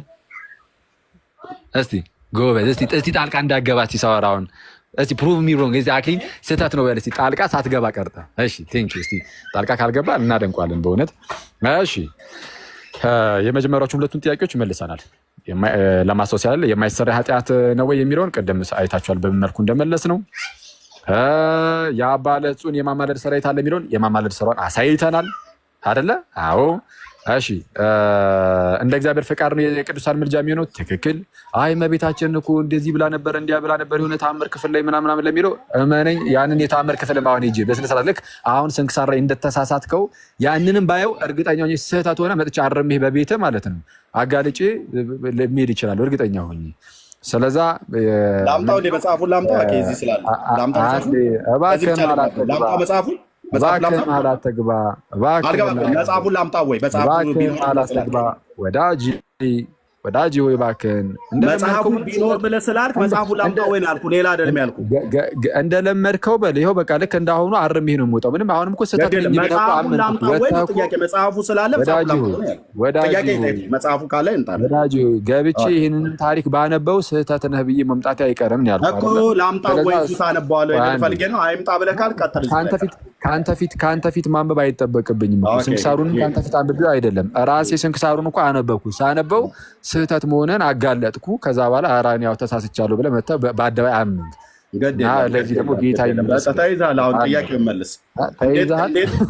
አንተ ሞራል በጣም ነፍስ አፈር እየሆነች እንዳለ መልስ። አሁን ነፍስ አፈር የምትሆንበትን ሌላ ወሬ ያታው አንተ ሞራሉ ግን የዚህ ሰውዬ በቅዱስ አይ ኖ አምጣ። ነፍስ አፈር ተሳስቻለሁ ብለህ ሚዲያ ላይ ይወጣ ነፍስ አፈር የምትሆንበትን ከመክብብ መጽሐፍ ላይ አገናኝታ አምጣ። ነፍስ ለዘላለም አናኗራ ተጠባቀረ። አሁን ደግሞ ልጨርስ። አንዴ ሰው የአባለቱንን የማማለር ስራ አየን። እንደ እግዚአብሔር ፍቃድ የቅዱሳን ምልጃ እንደሚሰራ አየን። አሁን ነፍሱን አፈር አደረጋት የሚል አለ። ነፍስ አፈር ትሆናለች የሚል ነገር ተጠይቁ። አሁን በደንብ አድርገህ ስማ። መጽሐፈ መክብብንም ጠቅሰሃል። መጽሐፍ ቅዱስ እንደሚነግረን ስጋ ወደ መበስበሱ ሊሄድ ይችላል። ስለዛ ወደ አፈርነቱ ሊመለስ ይችላል። ኦኬ ነፍስስ ከተባለ አሁን እዚህ ጋር እየተነገረ ያለው ነገር ስለምንድን ነው? ጭራሽ ነፍስን ሙሉ በሙሉ ስለማጥፋት ነው። ነፍስ ለነፍስ የምናውቀው ነገር እኛ ነፍስ ዘላለማዊት እንደሆነች ነው አይደለም? አዎ ዘላለማዊት ሚኒንግ መነሻ ጊዜ ይኖራታል፣ መፈጠሪያ ጊዜ ይኖራታል። ግን በቃ ለዘላለም ትኖራለች። እኛ የምናውቀው ይሄንን ነው። ኃጢአትም ሰራ ጽድቅም ሰራ ለዘላለም ግን ትኖራለች። እዚህ ጋር ግን እየተነገረ ያለው ምንድነው? በቃ እግዚአብሔር እርሱ ባወቀ በቃ ነፍስ ጭራሽ ለዘላለም እንዳትኖር አደረጋት ነው። በምን የመጽሐፍ ቅዱስ መሰረት መጽሐፍ ቅዱስ ጠቅስ ታስልኝ። በምን የመጽሐፍ ቅዱስ ኧረ እባክህን አንዴ ብራዘር፣ ኧረ እባክህን ላውራ አውርቼ ልጨርስ እንጂ ብራዘር። በምን የመጽሐፍ ቅዱስ መሰረት ጠቅስ አምጣ ነው ያልኩህ። እሺ ጨርሰና ከዛ ጨርሻለሁ በለኝ። ጠቅስ ነው ያልኩህ። አንተን የምታወራው ጥቅሱን አምጣ። በየትኛው የመጽሐፍ ቅዱስ መሰረት ነው ነፍስ እንደዛ የምትሆነው? አምጣ። አይዞህ ግድ የለም ሚውት አድርገህ አታስቀምጥ። መጽሐፍ ቅዱስ ጥቀስ። እኔ መክብብን ጠቅሼልሃለሁ። አንተ ጥቅስ ጥቀስ። ዝም ብለህ እንደ ቡና ወሬማ አናወራም። ጨርስ አትበል። ጥቅስ አምጣ። ጨረስክ አይደለ? ግድ የለም ጨርስ። አማርኛ ቃሉ ጨርስ እያልክ አንተ ከስር ጊታር ይዘው ይመጡልሃል። ጨርስ በል አንተ። እኔ መክብብን ጠቅስኩልህ አይደል? አንተ ጨርስ በል። አታቋርጥ።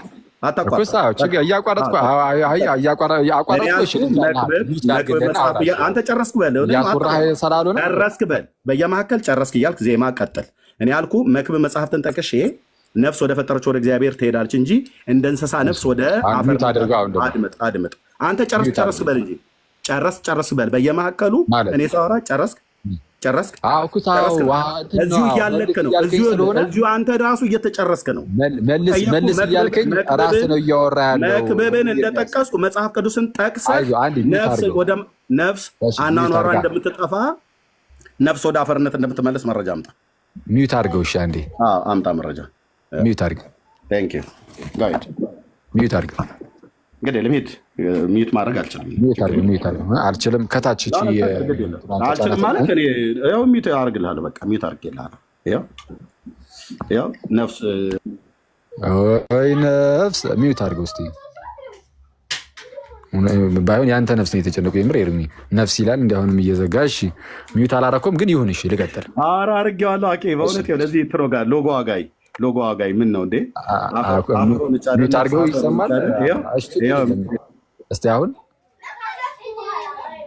እሺ የለም አሁን አላረክም። ይሁን እሺ። እኔ ከውጭ ሌላ አለ። እንደዚህ ላድርግልህ። ኦኬ በዛኛው ችግር የለውም። በቃ አሁን ብቻ አንተ ብቻ አታወራ። እኔ እኮ ስለማያስችልህ ነው ሚዩት አድርገው ያልኩህ እንጂ አሁን አድርገዋል። ስለማያስችልህ ነው በቃ ትገባለህ ብዬ ስላሰብኩኝ ነው እንጂ ሚዩት ባታደርጎም ችግር አልነበረብኝም። አሁን ምንድነው ነፍስ አፈር ትሆናለች አትሆንም? እሺ በአስተምህሮ ደረጃ እንደነገርኳችሁ ነፍስ ዘላለማዊት ናት ብያለሁ። እንዳትረሱ። ነፍስ የመፈጠሪያ ጊዜ ቢኖራትም ግን መጨረሻ ግን አይኖራትም። ኃጢአት ተሰራም አልተሰራም ትቀጠላለች።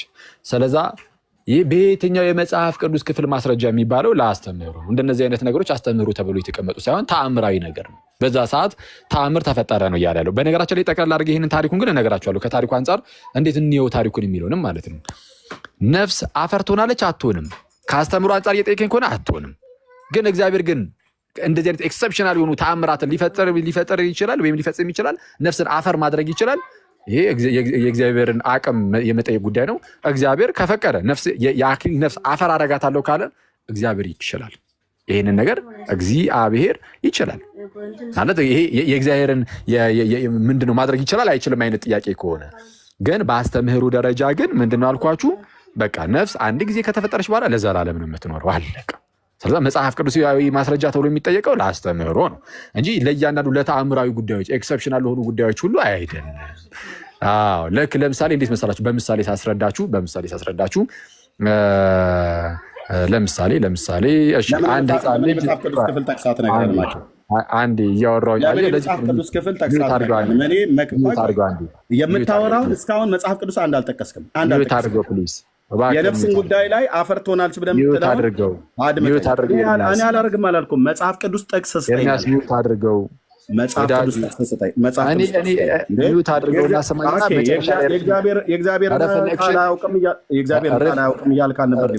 ሪፍሌክሽን መጨረሻ ላይ ተሰጣል እኮ እኔ አሁን እዚሁ ባለበት ላይ ሪፍሌክሽን አይደለም። አሁን ባለበት ላይ ጥቅስ ስጠኝ።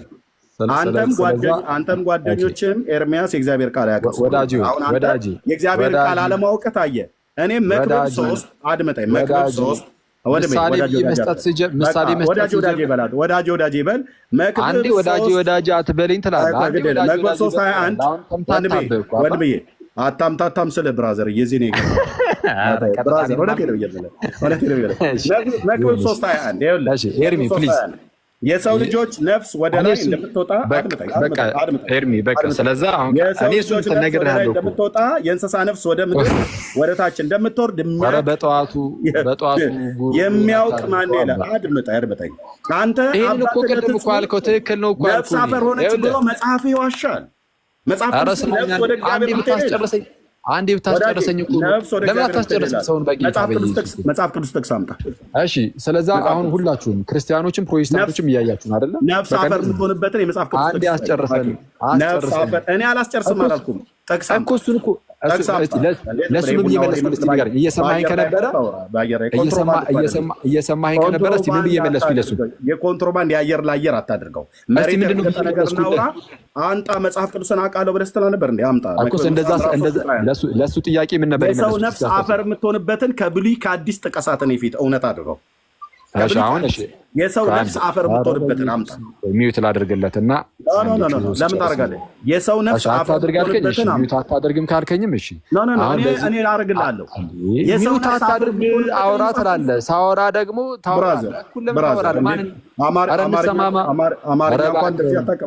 ኧረ እባክህን ወንጌላዊ ኤርሚያስ እባክህን በዚህ ግርግር ለማምለጥ አትሞክር። እየተማጸንኩ ነው። እንሰማማ።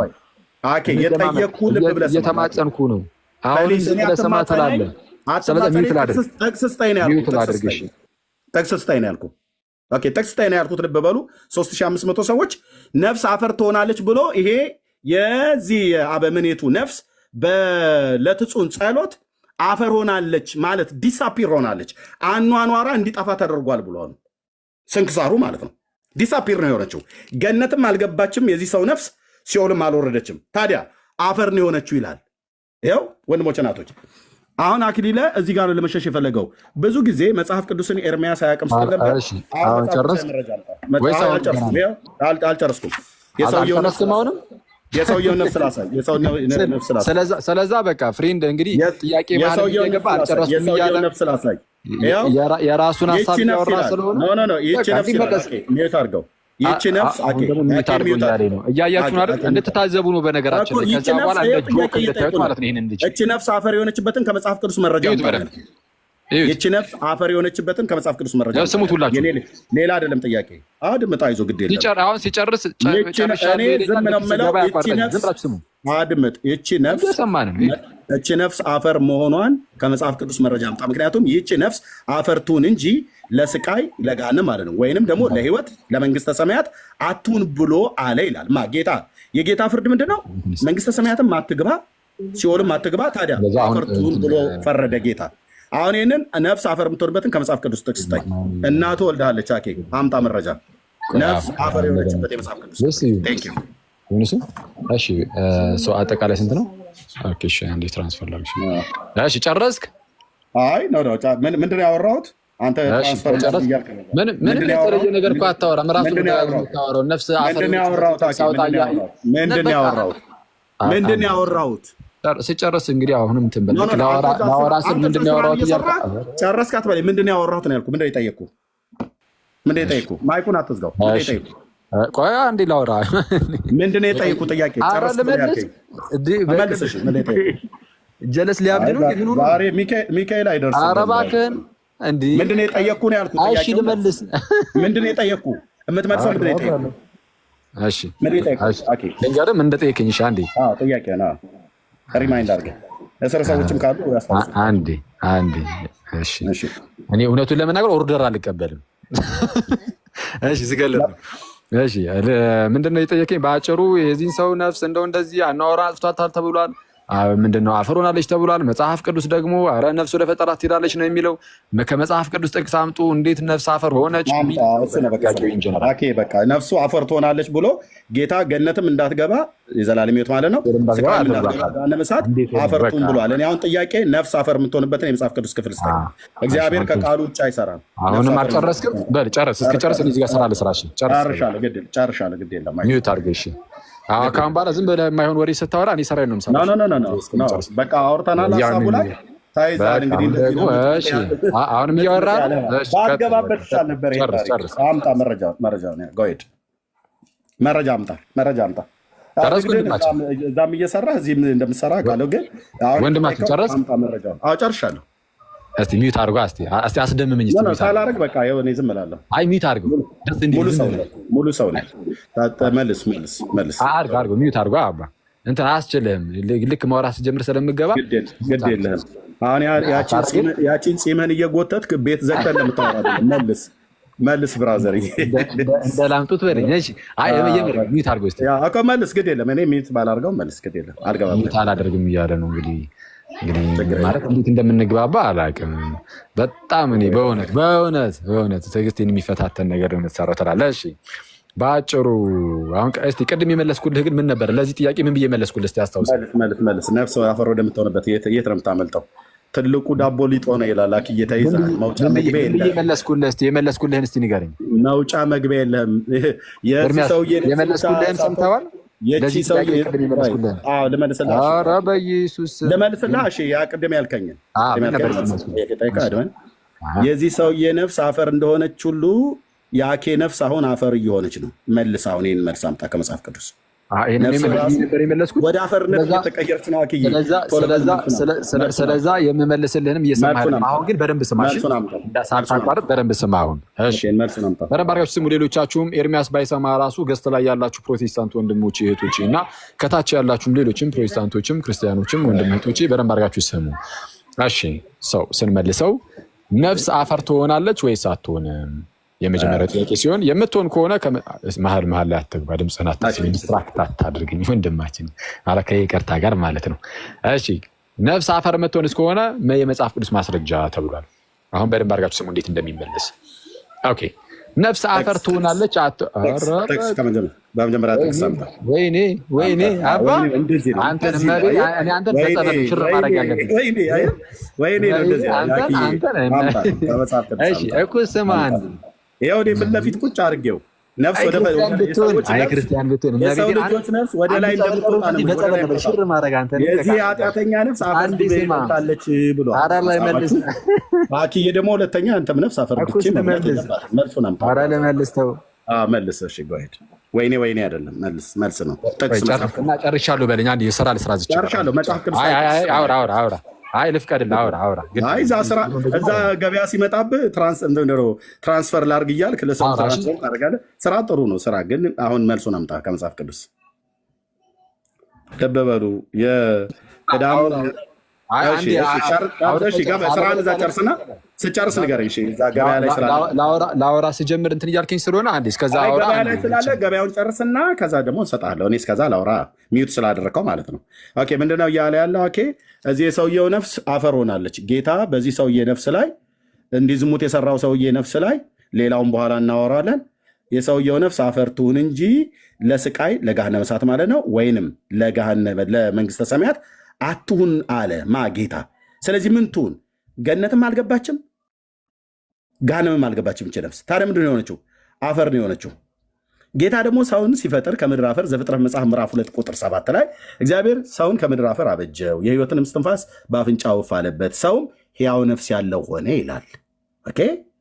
ስለዚህ እስትንፋሱ በአፍንጫ ያለውን ሰው እግዚአብሔር የፈጠረው ነፍስ እግዚአብሔር ነው የሰጠው፣ ከጌታ ነው የተገኘችው። ስለዚህ ነፍስ ከእግዚአብሔር ስለተገኘች የሰው ልጆች ነፍስ ወደ ላይ እንደምትወጣ የእንስሳ ነፍስ ደግሞ ወደ ምድር እንደምትወርድ የሚያውቅ ማን ነው ይላል። አሁን እዚህ ጋር ወደ ምድር ወርዳ አፈር ሆነች ነው ብሎ የሚለው። እኔ ጥያቄ ነፍስ አፈር ትሆናለች ወይ? መጽሐፍ ቅዱስ መረጃ አምጣ እያልኩት ነው። አኬን ማለት ነው። ይሞክር፣ ደውል ወደ ሊቃውንቱ የብሉይ ኪዳን መምህራን ወደ እነሱ ደውል፣ እርዱ ይበላቸው፣ እንደው ከተገኘ ማለት ነው። አሁን ማውራት ትችላለህ። አኬ ክፍት ነው ማይኩ፣ ማውራት ትችላለህ።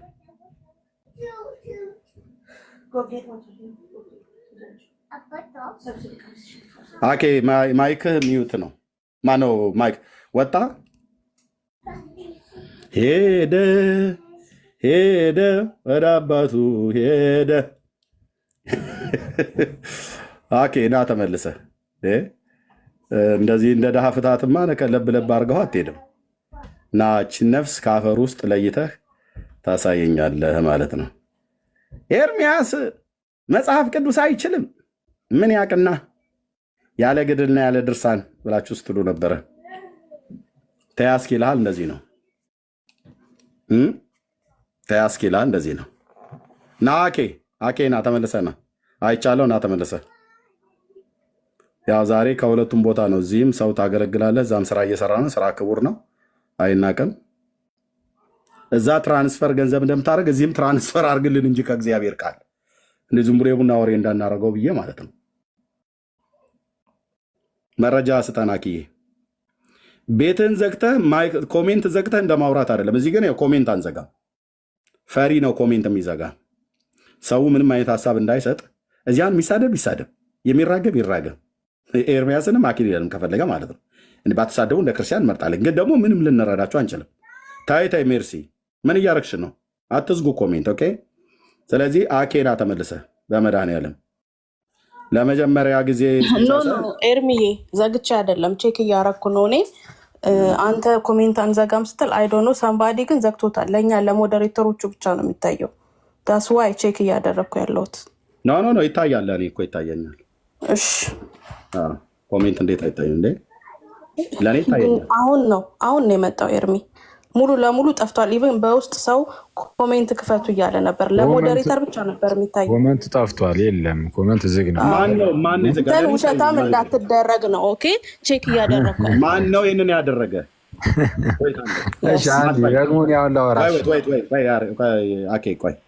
ማን ነው ይህንን ያደረገ? የኔ ሞዴሬተሮች ኮሜንት የዘጋችሁ ማን ይህንን አደረገ? ኦርቶዶክስ ሞዴሬተሮች ካሉ አስነሳ። ኤርሚ ኧረ እኔ እንደዛ ነገር የለም። እኔ ለኦርቶዶክስ አምኛቸው አልሰጥም። ቤቴ ላይ ሪፖርት እየመጡ ስለሚያደርጉ አንዴ ቆይ ወንድሞቼ ላውራቸው። ማን ይህንን ያደረገ? እኔ ጋር ኮሜንት እስካሁን ድረስ ይታየኛል። እስካሁን ድረስ ያለማቋረጥ ኮሜንት ይታየኛል። አንድም ቦታ ላይ አልተቋረጠም። ቅድም ዳጊሻ ሲዘጋው መልሳችሁ ክፈቱ ብዬ ተከፍቷል። ሌላ ሲስተም ካለ አይዶ ነው ወይ ደግሞ ሪፖርት አድርገውት አቢዩዝ አድርገውት ካልሆነ በስተቀር አላውቅም። እኛ ኮሜንት መጻፍ ራሱ አንችልም ነበር። ኤርሚዬ እዚህ ገዝት ላይ ያለ ነው። እኔ እንደውም ማን ሚዩት አድርጎኝ ነው እያልኩ ነበረ። አሁን ሳየው እንግዲህ ግን አሁን ሰራ። ፀጉረ ልውጥ ብለን እንዳንል ማንም የለም። አኬንም እናውቀዋለን። እንግዲህ አኬ ሌላ ማነው አበምኔቱ ከአፈር ውስጥ ወጥተው ምናልባት ሪፖርት አድርገው እንዳይሆን። ለማንኛውም ወደ ጥቅሱ ሂድለት ኤርሚዬ። ጥቅሱን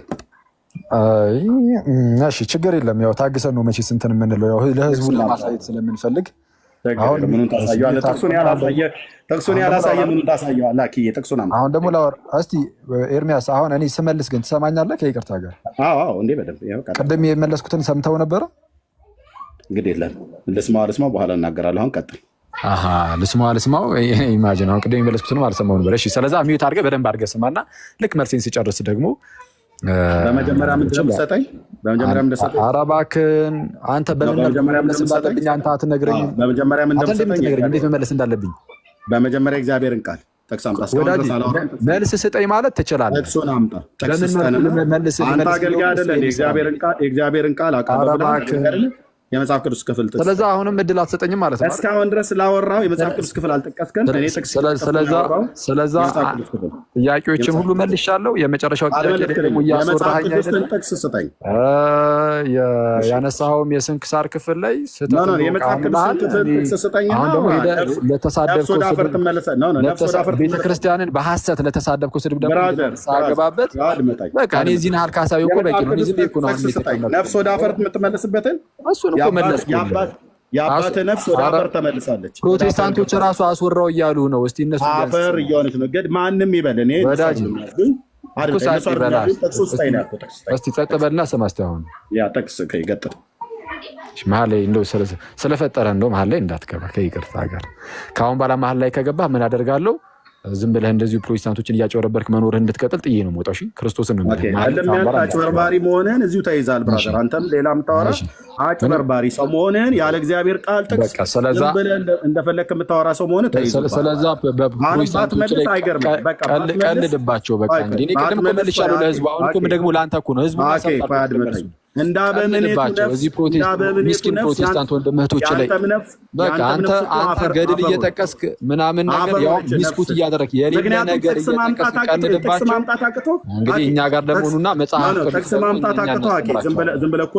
በቃ መልካም ጊዜ ይሆንልን። እግዚአብሔር ይድረስልን። አይቻለሁ። በቃ ጌታ ከአንተ ጋር ይሁን። በነገር ሁሉ ይርዳል፣ ይፈውስል።